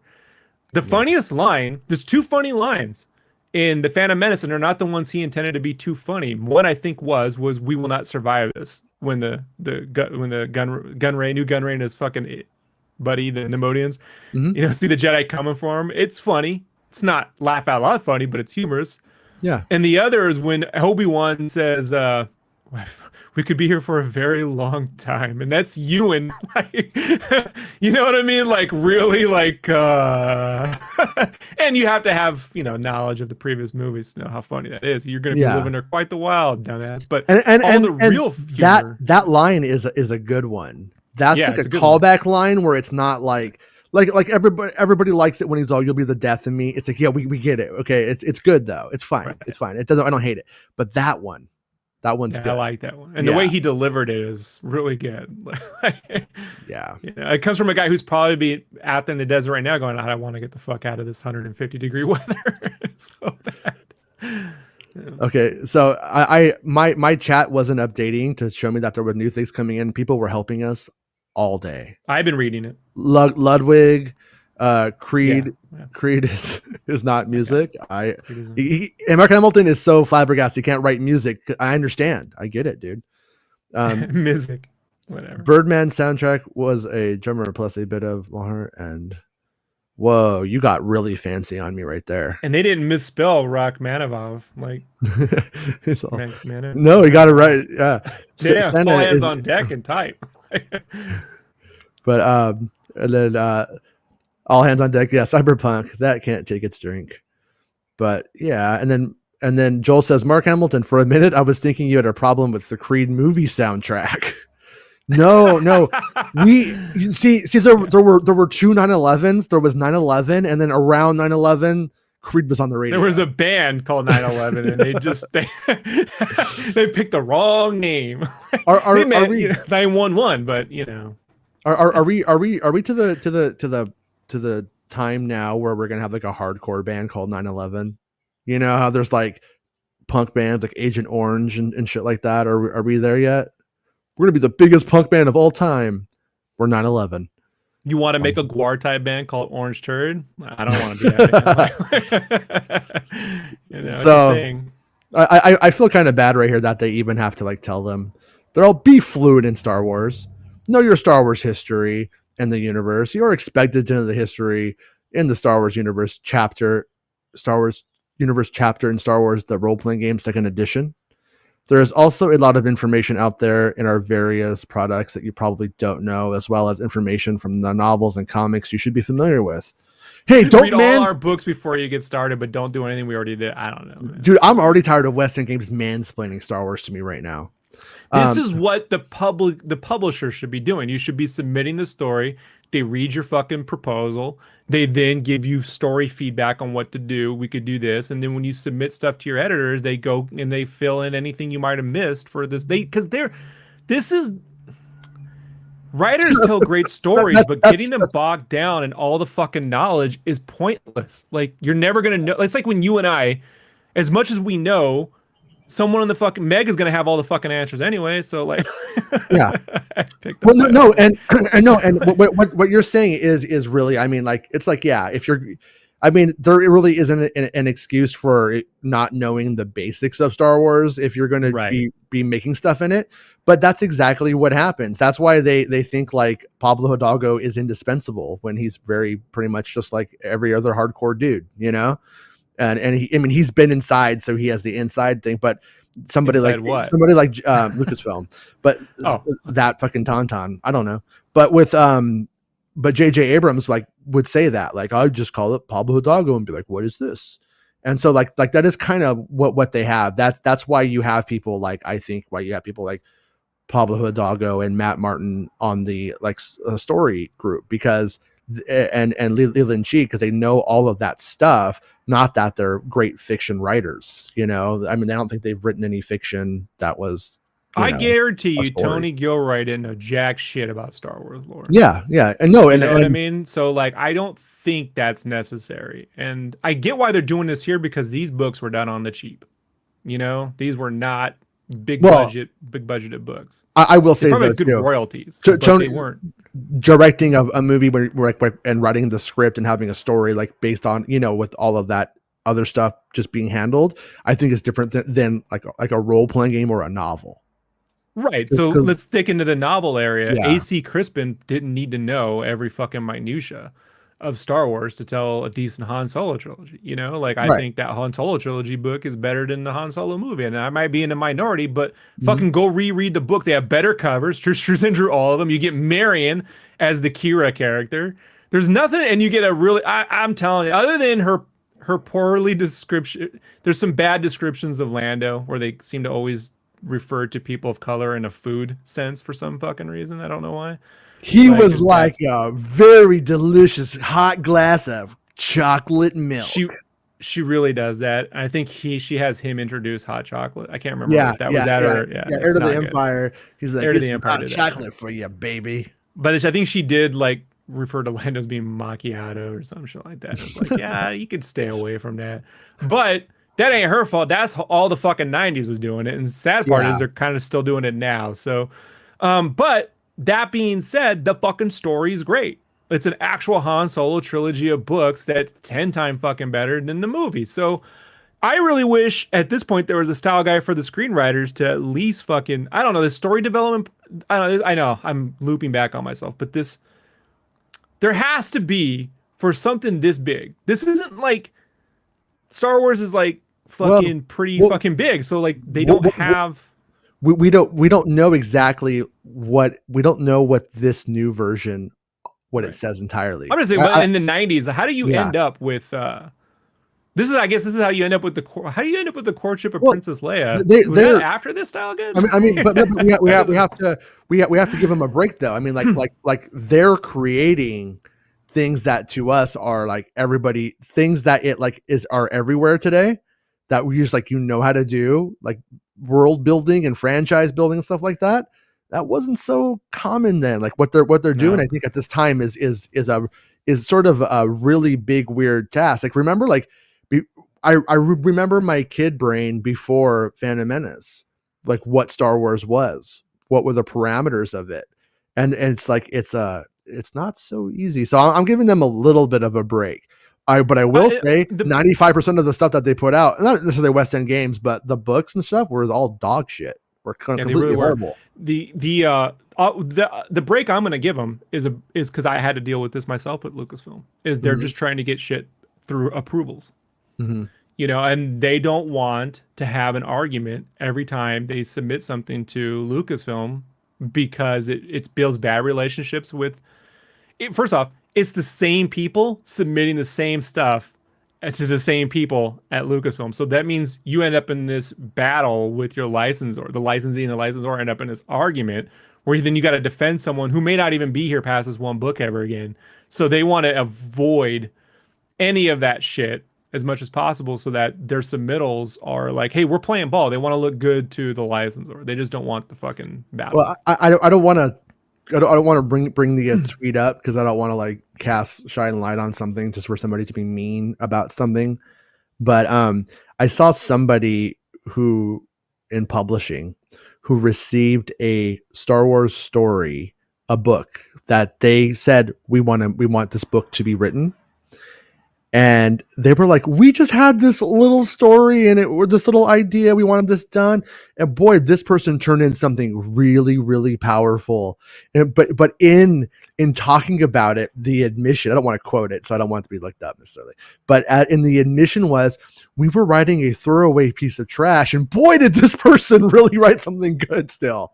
You know what I mean? And it was funny because it does show you that it like it is a business. There is books on shelves by certain dates to, the stuff like that matters. And coincidentally speaking, so I was digging through Paramount Plus. This was my birthday week this past week. So I don't do work on my birthday week. I fuck one day. As I get older, I get the whole week.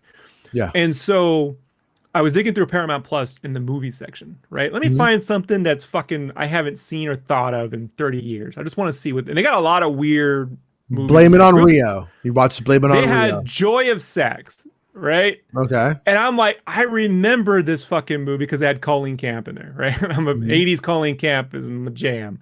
Okay. But I decided to go, how did this movie get made? Because there was a manual called The Joy of Sex. And I'm like, because the movie's not good, but how did this movie get made? And so I went on the Wikipedia, and it turns out that Universal or whatever bought the fucking rights, and then they hired Charles Grodin to write a movie off it. And they said, look, the famous Charles Grodin, Midnight Run, Great Muppet Caper, right? The only guy to ever woo Miss Piggy away from Kermit the Frog. Wasn't he in Beethoven 1, 2, and 3? Yes. My cousin was in the third or fourth line for that, the daughter role in that one. So she got to meet Charles Grodin. Saddam Hussein's sons loved Air Bud and the Beethoven movies. They found them in all of their palaces. I'm a huge Charles Grodin fan. So they hired him to write a script, and they told him, you can write whatever you want. And he knew what to do, so he wrote a script about a Hollywood screenwriter who was tasked with writing the movie Joy of Sex and didn't know what to do. Very, very Charlie Kaufman-esque. And they fucking hated it. He turned it in, done. And so that movie, they did a rewrite, and it became the movie it became. It's not great. The movie, his script, though, became a movie called Movers and Shakers. And they just changed it from The Joy of Sex to like something in sex, like Justin's, but with William F. Friedkin, I think, directed. But like it's a good movie. It's like Movers and Shakers is quite the movie. But if you ever see Movers and Shakers, that was originally Charles Grodin just writing a movie. He knew what to do, so he wrote about writing the movie, which I think is brilliant. Did you know that George Lucas produced Body Heat? No. Yeah. No, I did not know. It was a Hollywood secret. And it was like, yeah, he helped make sure it was made. I think he may even have funded it. It may have Body Heat may be the Howard the Duck you don't hear about, in terms of the production on that one. But yeah. Well, I worked at this on the download. I worked at this college for about 4 months once, and I told you I got the job because I wanted to get into a union. And it turned out to not be really unionized. It was kind of fucked up. I was like, great. But they had this college. It was this printing thing at UCSD, and they needed Halloween decorations, right? And so they had this clip art guide. They said, just put clip art stuff, and we're gonna put it on the fucking trucks where they move all the mail around. I'm like, fuck clip art. I'm drawing my own shit. So I drew my own cartoon characters of like Frankenstein and these like anime looking devil chicks. And printed them up. My kid drew me Frankenstein. I made it my phone. Oh, awesome! Pretty good Frankenstein, right? Right, it's on your phone too, man. So it made the phone. It made the wallpaper. But go on. It's great for dates too. You can show off, and you look like a champ. So I'm not saying you're pulling a There Will Be Blood, but you might be pulling a There Will Be Blood. Anyway, use what you got is what I say. What I was saying is, I got into so much trouble because the kids on campus stole all of the fucking signs because they wanted the characters in their storms. And they Oh, were like, "You're costing us money, asshole. You know, it's just a simple job. You just put the fucking clip art on the thing and some stupid thing so we can be You don't create a whole, here's the cool characters." So I got in trouble too, and I was like, "Fuck this place. I'm out of here. I need to be a yeah, place. I'm trying to get in trouble for doing a good job." So it's just then I got into licensed shirts and ran into the same fucking problem. Like, it yeah, happens. Yeah. yeah. Yeah. People suck, but that is pretty. Lucasfilm denied me once. It's a shirt I love. Hmm. And it got knocked off. So I did this. Wait, is this the Wookiees have red dog dicks shirt? Because that was I never gonna really fly. tried that with That was the never gonna add-ons, fly. like That with was the never. fake felt, where you just get like a Yeah, Wookiee merkin down there. yeah. But And I can riff. So, so these I was working with these dudes when they needed new looks for Star Wars. This is right before JJ, or they sold. What was 2012 was when JJ came, or they announced the no, trilogy. no. JJ comes like 2014, Okay, and so this is right when they sold to Lucasfilm to Disney, yeah. right? So I get confused because I was saying they should have hired JJ at the time. I was one of those guys who thought they should do that, and then obviously, but anyway, so I worked with this group of people, and they handed me this Victorian art, and it was this Victorian piece where a girl is like looking in a mirror, but if you look at the image, it's also a skull. You can look this up. Like it's her looking in the mirror, but if you pull back and look, kind of cross your eyes, you see a skull. It's like one of those Oh, kind of like it's one of those drawings, but it almost has like kind of like a wave in the middle of it, and like you see like two different things depending on. I think sort of like that. I Yeah. think I And know what so you're talking about. I think I've these seen. dudes are trying to set me up for failure. Like they were like, give Rob the fucking hardest shit, right? So I created first I started with the skull, and then I made the skull out of like stormtrooper pieces and Boba Fett and Vader's eye and the Death Star at the top, and worked it all out. So it's a skull, but it's made up of Empire stuff. Hmm. And looked fucking great. The dudes who set me up for failure were like, damn, you fucking knocked it out. So, awesome. Lucasfilm says, we don't want skulls associated with Star Wars. And I'm like, then why did you char his fucking aunt and uncle in the first fucking film? Why did you have armies of skeletons marching in the Phantom Menace against the Gungans and stormtroopers, and yeah, it's all, and I General know, they're Kill. literally stormtroopers look Willow, like skulls. Like, General yeah. Kill is literally wearing a skull. Well, that's not Star mask. Wars. They gotta be Darth careful. Vader's face is literally a black skull. And I'm like, it's finally not a funny thing, because at the time it was all bad humor Star Wars shirt, and they were like, no. So Walmart wanted that design so much, they handed it to the Walking Dead guys, and they knocked off the shirt. If you go and see a Walking Dead shirt, which you can get at Walmart today, that looks like a skull, but it's made up of all the Walking Dead shit, they just took my fucking shirt and handed it to them, the Walmart buyer, and then had them knock that off. So that's how it worked. And then you lose. And I'm like, what can you do? You know what I mean? Like, you can't do anything. And then I got on this fucking rant at work. That's when I went on the Katzenberg rant, where I was like, you can't do anything with Star Wars because they don't fucking know what they're going to do. And Avengers is kicking their fucking ass right now. Like, I fucking went off. Yeah.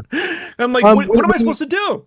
Question, other than just like the gratification of the art going through, when you go to make a shirt, like had that one been picked, would you get a bonus or a Never. kickback or anything? No, I would not even. No. And why I left was because I was already making shirts that sold. Yeah. Since 2005, I have some of the highest selling shirts at the history of that company. And I never, and beyond bonuses or Christmas bonuses, I never got paid time off, none of that shit. The problem I had was my Cintiq broke at work, the one I paid for to use at work. I had to buy two of them. And I asked them to replace the equipment on their own dime, and they wouldn't do it. And that's when I was like, I'm out. You're buying new Lambos. I'm fucking out of here. So no. They laugh. Well, we pay you a salary. Yeah, you've paid people $40,000 a year since 2005. They've never got an increase in wages. Like ever. So like yeah. There is pretty much no job out there where they don't consider the tools needed to do the job as part of your pay. Like, you're not supposed to go and buy your own computer to work there, are you? No, but that's what I had to do because like that's what I'm saying. It's like what a bunch of assholes. They're a bunch of assholes. Mad Engine, fuck them. I don't care. They can hate me. Like I'm tired. But like then nothing's changed. So, but this is the problem. So I do have tons of sympathy because what I see this is, although these are great, tidbits for people who would like to write Yeah. You ever hear that term, right outside the box or create outside the box? Mm-hmm. When you're working on licensed properties, you better learn to create within a box.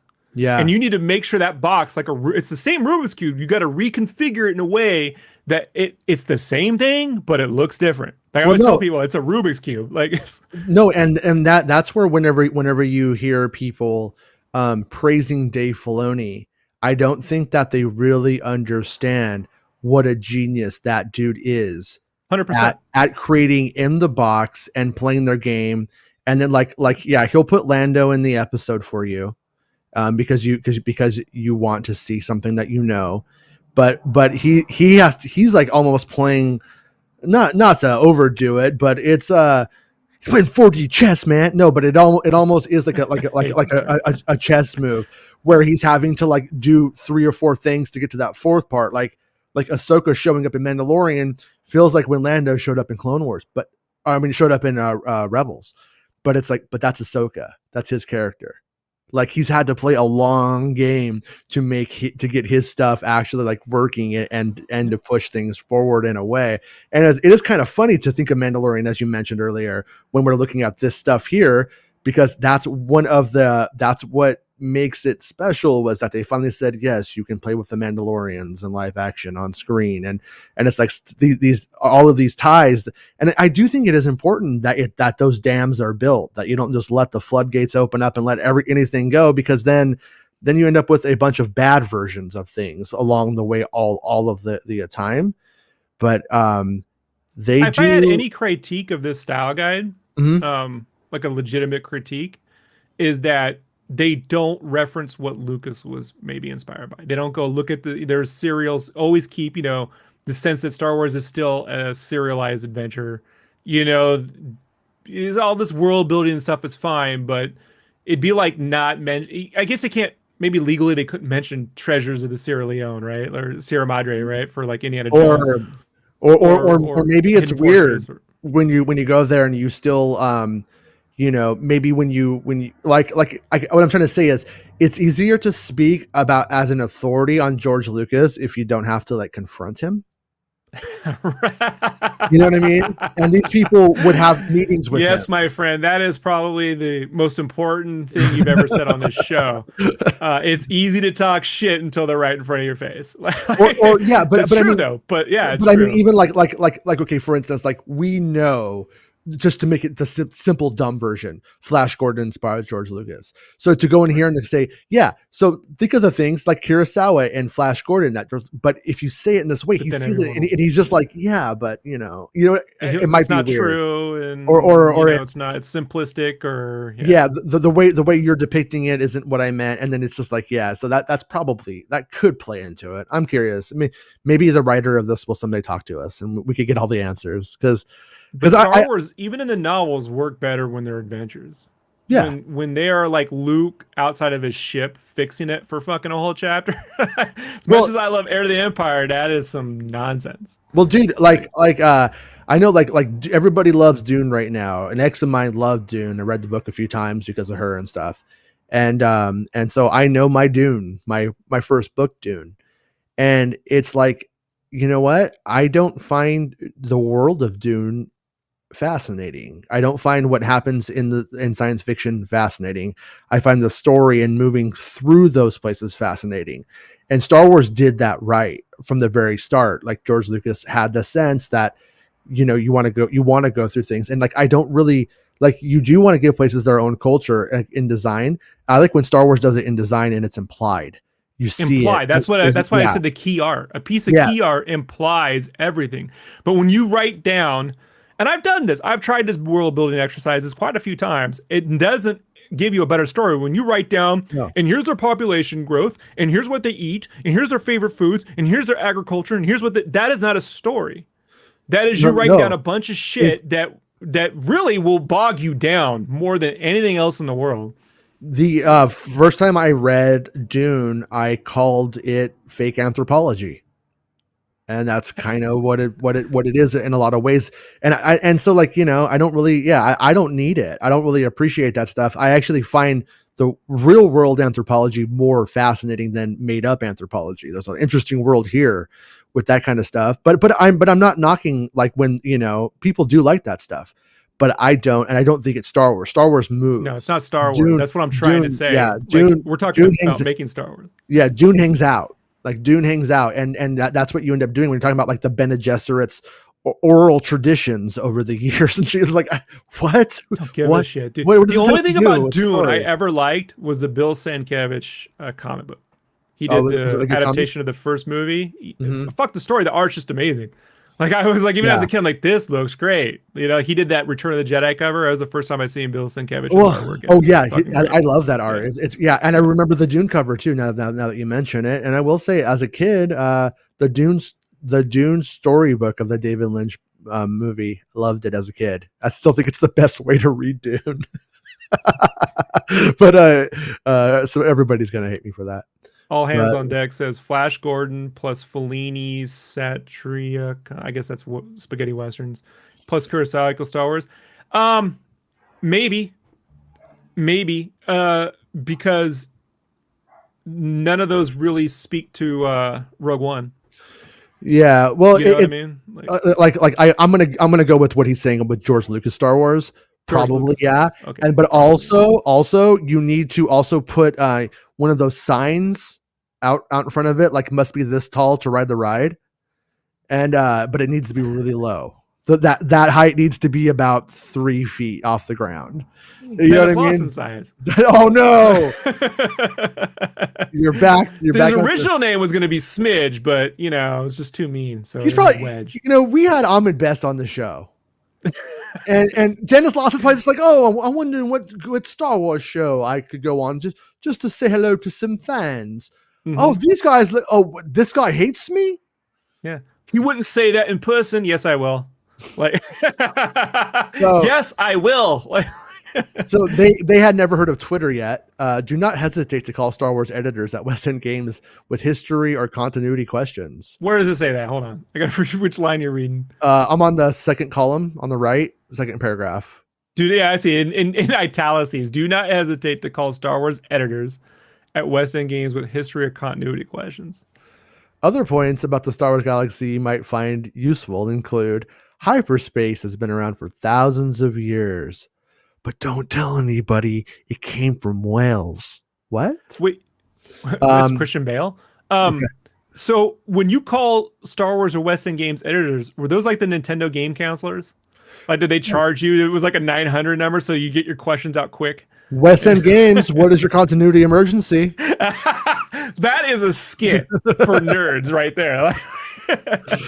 It's JJ. I'm trying to solve episode 9.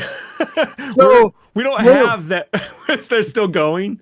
Lawrence Kasdan says that the Millennium Falcon is slow because it has an older hyperdrive. Actually, Lawrence Kasdan's full of shit. Hyperspace has been around for thousands of years. Tell him to fuck his mother. Goodbye.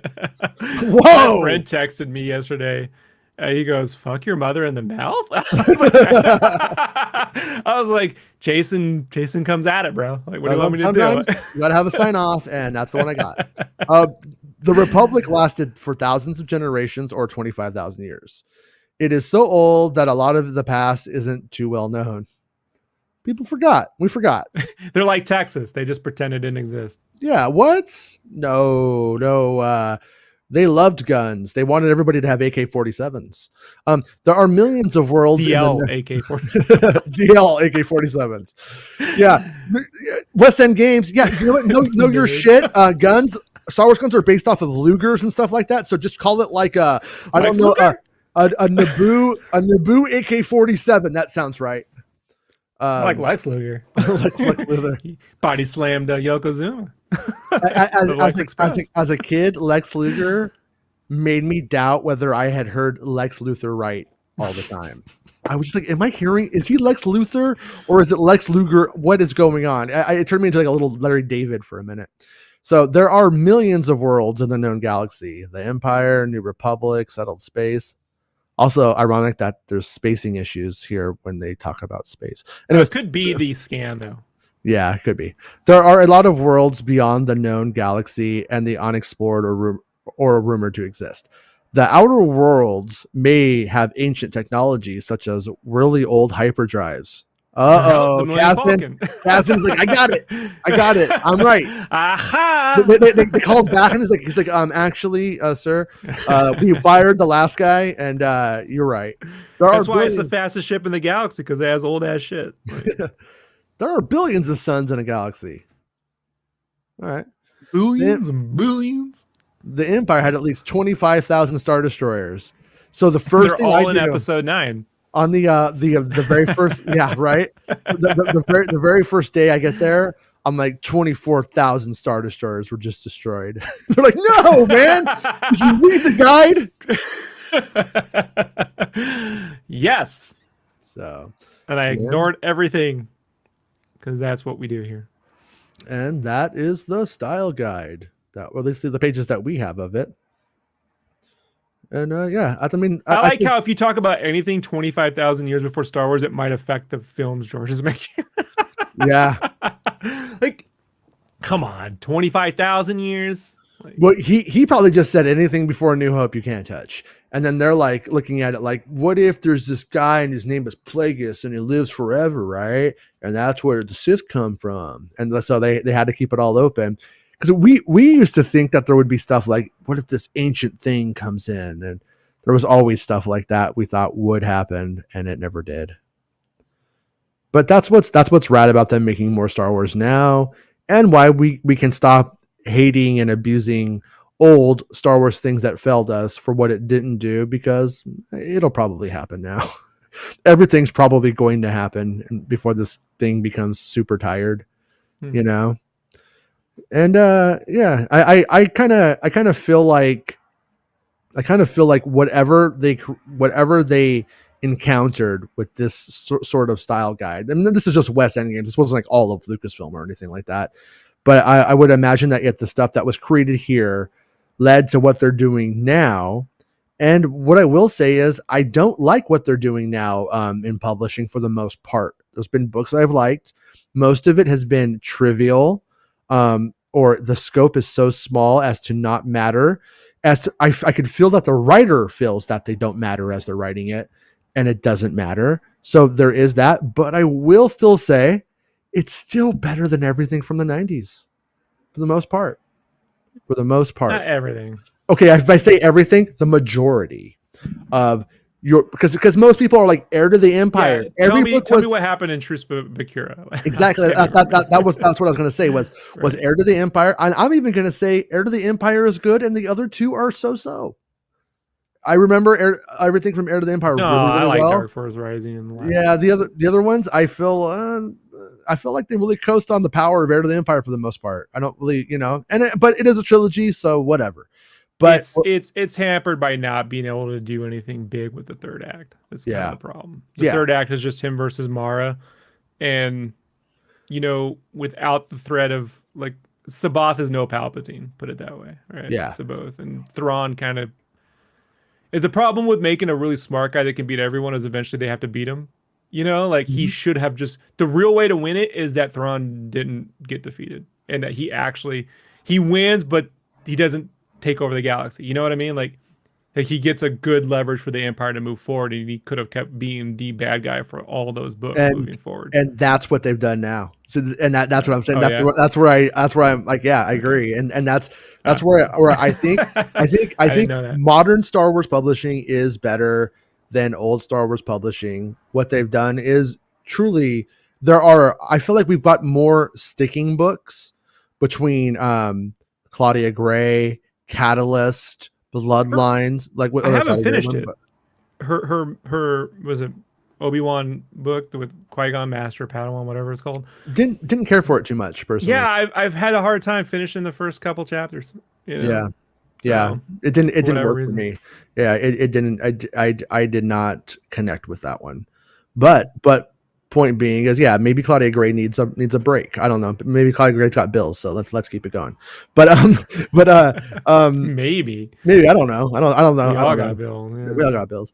But what I'm trying to say is there are not many books other than the fact that I love the covers. That's what we've talked about. The covers are way better than the covers. It's not even close. Beyond the Struzan stuff, any of the covers are better. All the stuff for the stack pulls Rogue Squadron and Wraith Squadron series. Those covers are brilliant. We got to get out. I hate this simplistic material design thing and grab. I get everyone wants to be that trendy. You know, they like to take books and make like really basic designs and make them like 60s fucking dime novels. Mhm. I don't like it. You know, I Mm. get it. It's nifty to look at once, but you're never gonna remember it, and they Dude, all look the if fucking I'm reading same. about X-Wing fighters, I'm not reading JD Salinger. I don't need to pretend like I am. Like that's just ridiculous. I'm The with you. there's a hardcover version of Once Upon a Time in Hollywood that's coming out that's supposed to have an illustrated cover, like which I want to see in that 60s, you know, like uh Dirty Dozen kind of like illustration, you know. And Yeah. so Star Wars to me is wrapped around illustrated posters and illustrated material, and the fact that Disney has moved away from that, it's the one thing I legitimately rage about to this day. When every time I see a poster, I'm like, would it look better illustrated? Well, Same composition, could have handed it to an artist. I don't well, understand. I love we both love Drew Struzan, like without a doubt, and I'm glad he blocked Jesse. I'm just going to say that I'm glad he blocked Jesse.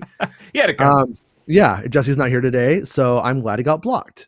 And but they really Drew Struzan, number one is his art style is very defined, so it would not be impossible to get good knockoffs of a Struzan, but Oh, also hey. it wouldn't be too hard to start finding people that are like the next Drew Struzan Yeah. and really and having them do most of your stuff a lot of the times, because like yeah, the guy who did the Star Wars posters did our Star Wars books, but Look at the it, Japanese. There's a Japanese covers. There's Japanese illustrated. Did these amazing oh Star Wars. Yeah.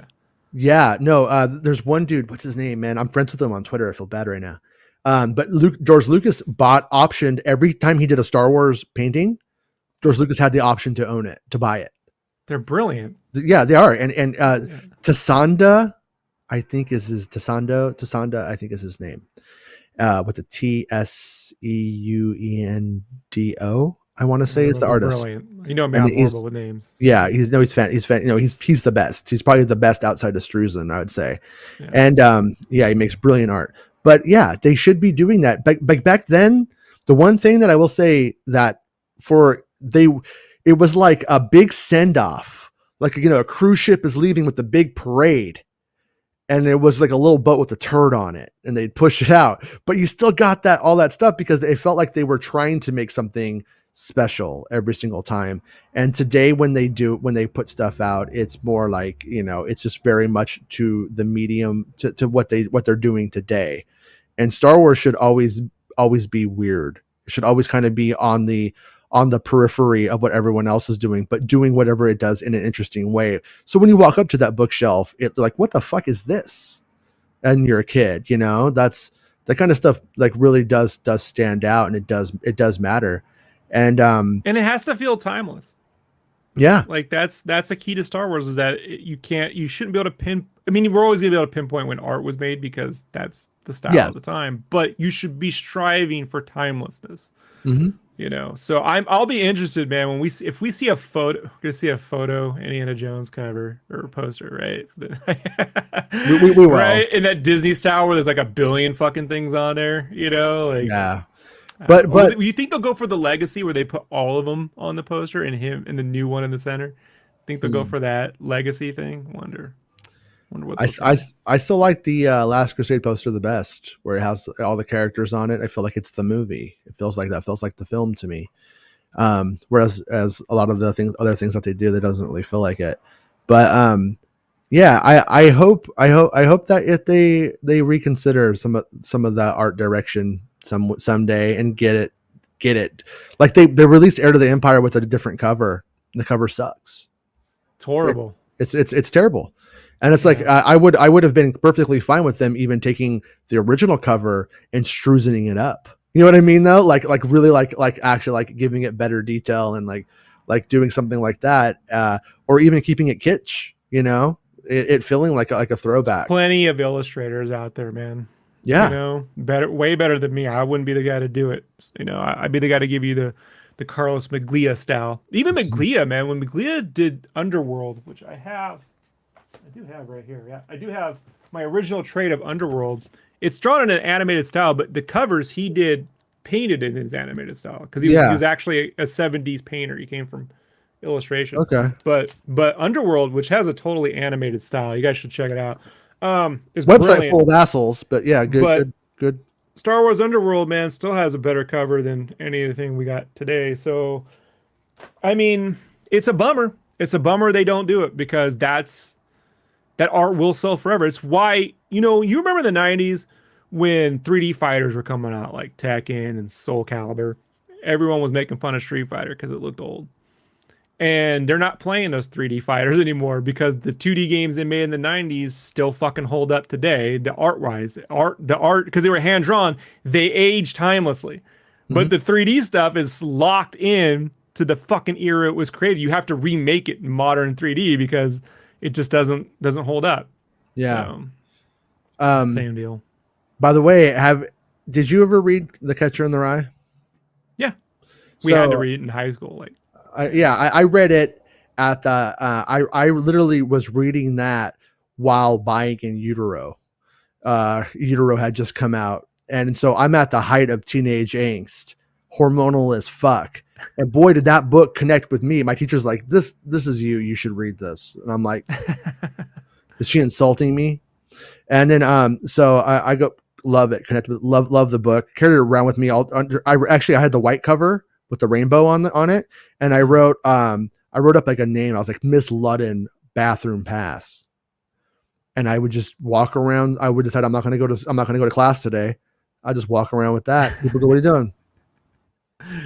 It was you know why I was excited to read it because I'm a nerd. Mm-hmm. Was his grandkid or whatever is the one that played Captain America in that shitty fucking Marvel movie. Mm-hmm. Oh, okay. So I was like, it's Captain America's like granddad or whatever. It's really funny is in that 90s, late 80s, early 90s Captain America movie, Captain America's mom is played by the mom from Christmas Story, but she's kind of his age. Yeah. So like it's got this weird what's that Greek story? Sisyphus or where where like Oedipus or whatever, the fucking where you're in love with when he's like missing over complex. His Oedipus, it really sort of reads cringy when you're like there's many things wrong with that movie, but that was J.D. Salinger's fucking like grandkid or whatever in that film. So well, when you read Catcher in the Rye as I was an 8th grader listening to In Utero and then into 9th grade high school.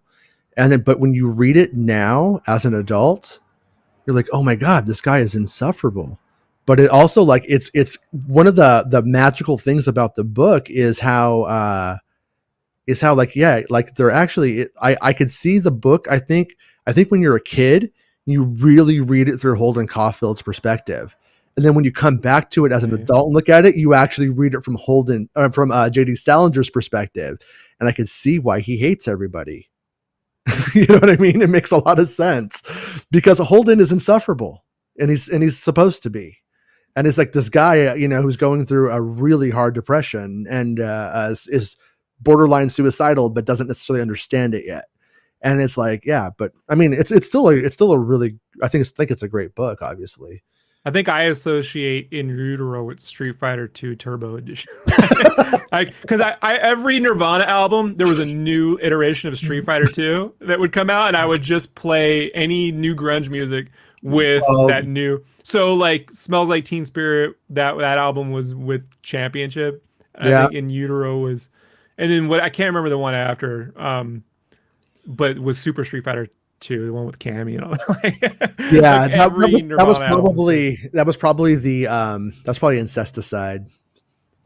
Yeah, it was like right before he passed, so whatever. Okay, was, yeah, it might have been MTV Unplugged for all I remember. But... No, that came out after he died. He died. Yeah, it was In Utero was the last thing, and then we got Unplugged and From the Muddy Banks of Wishkah, which I'm not a fan of, honestly.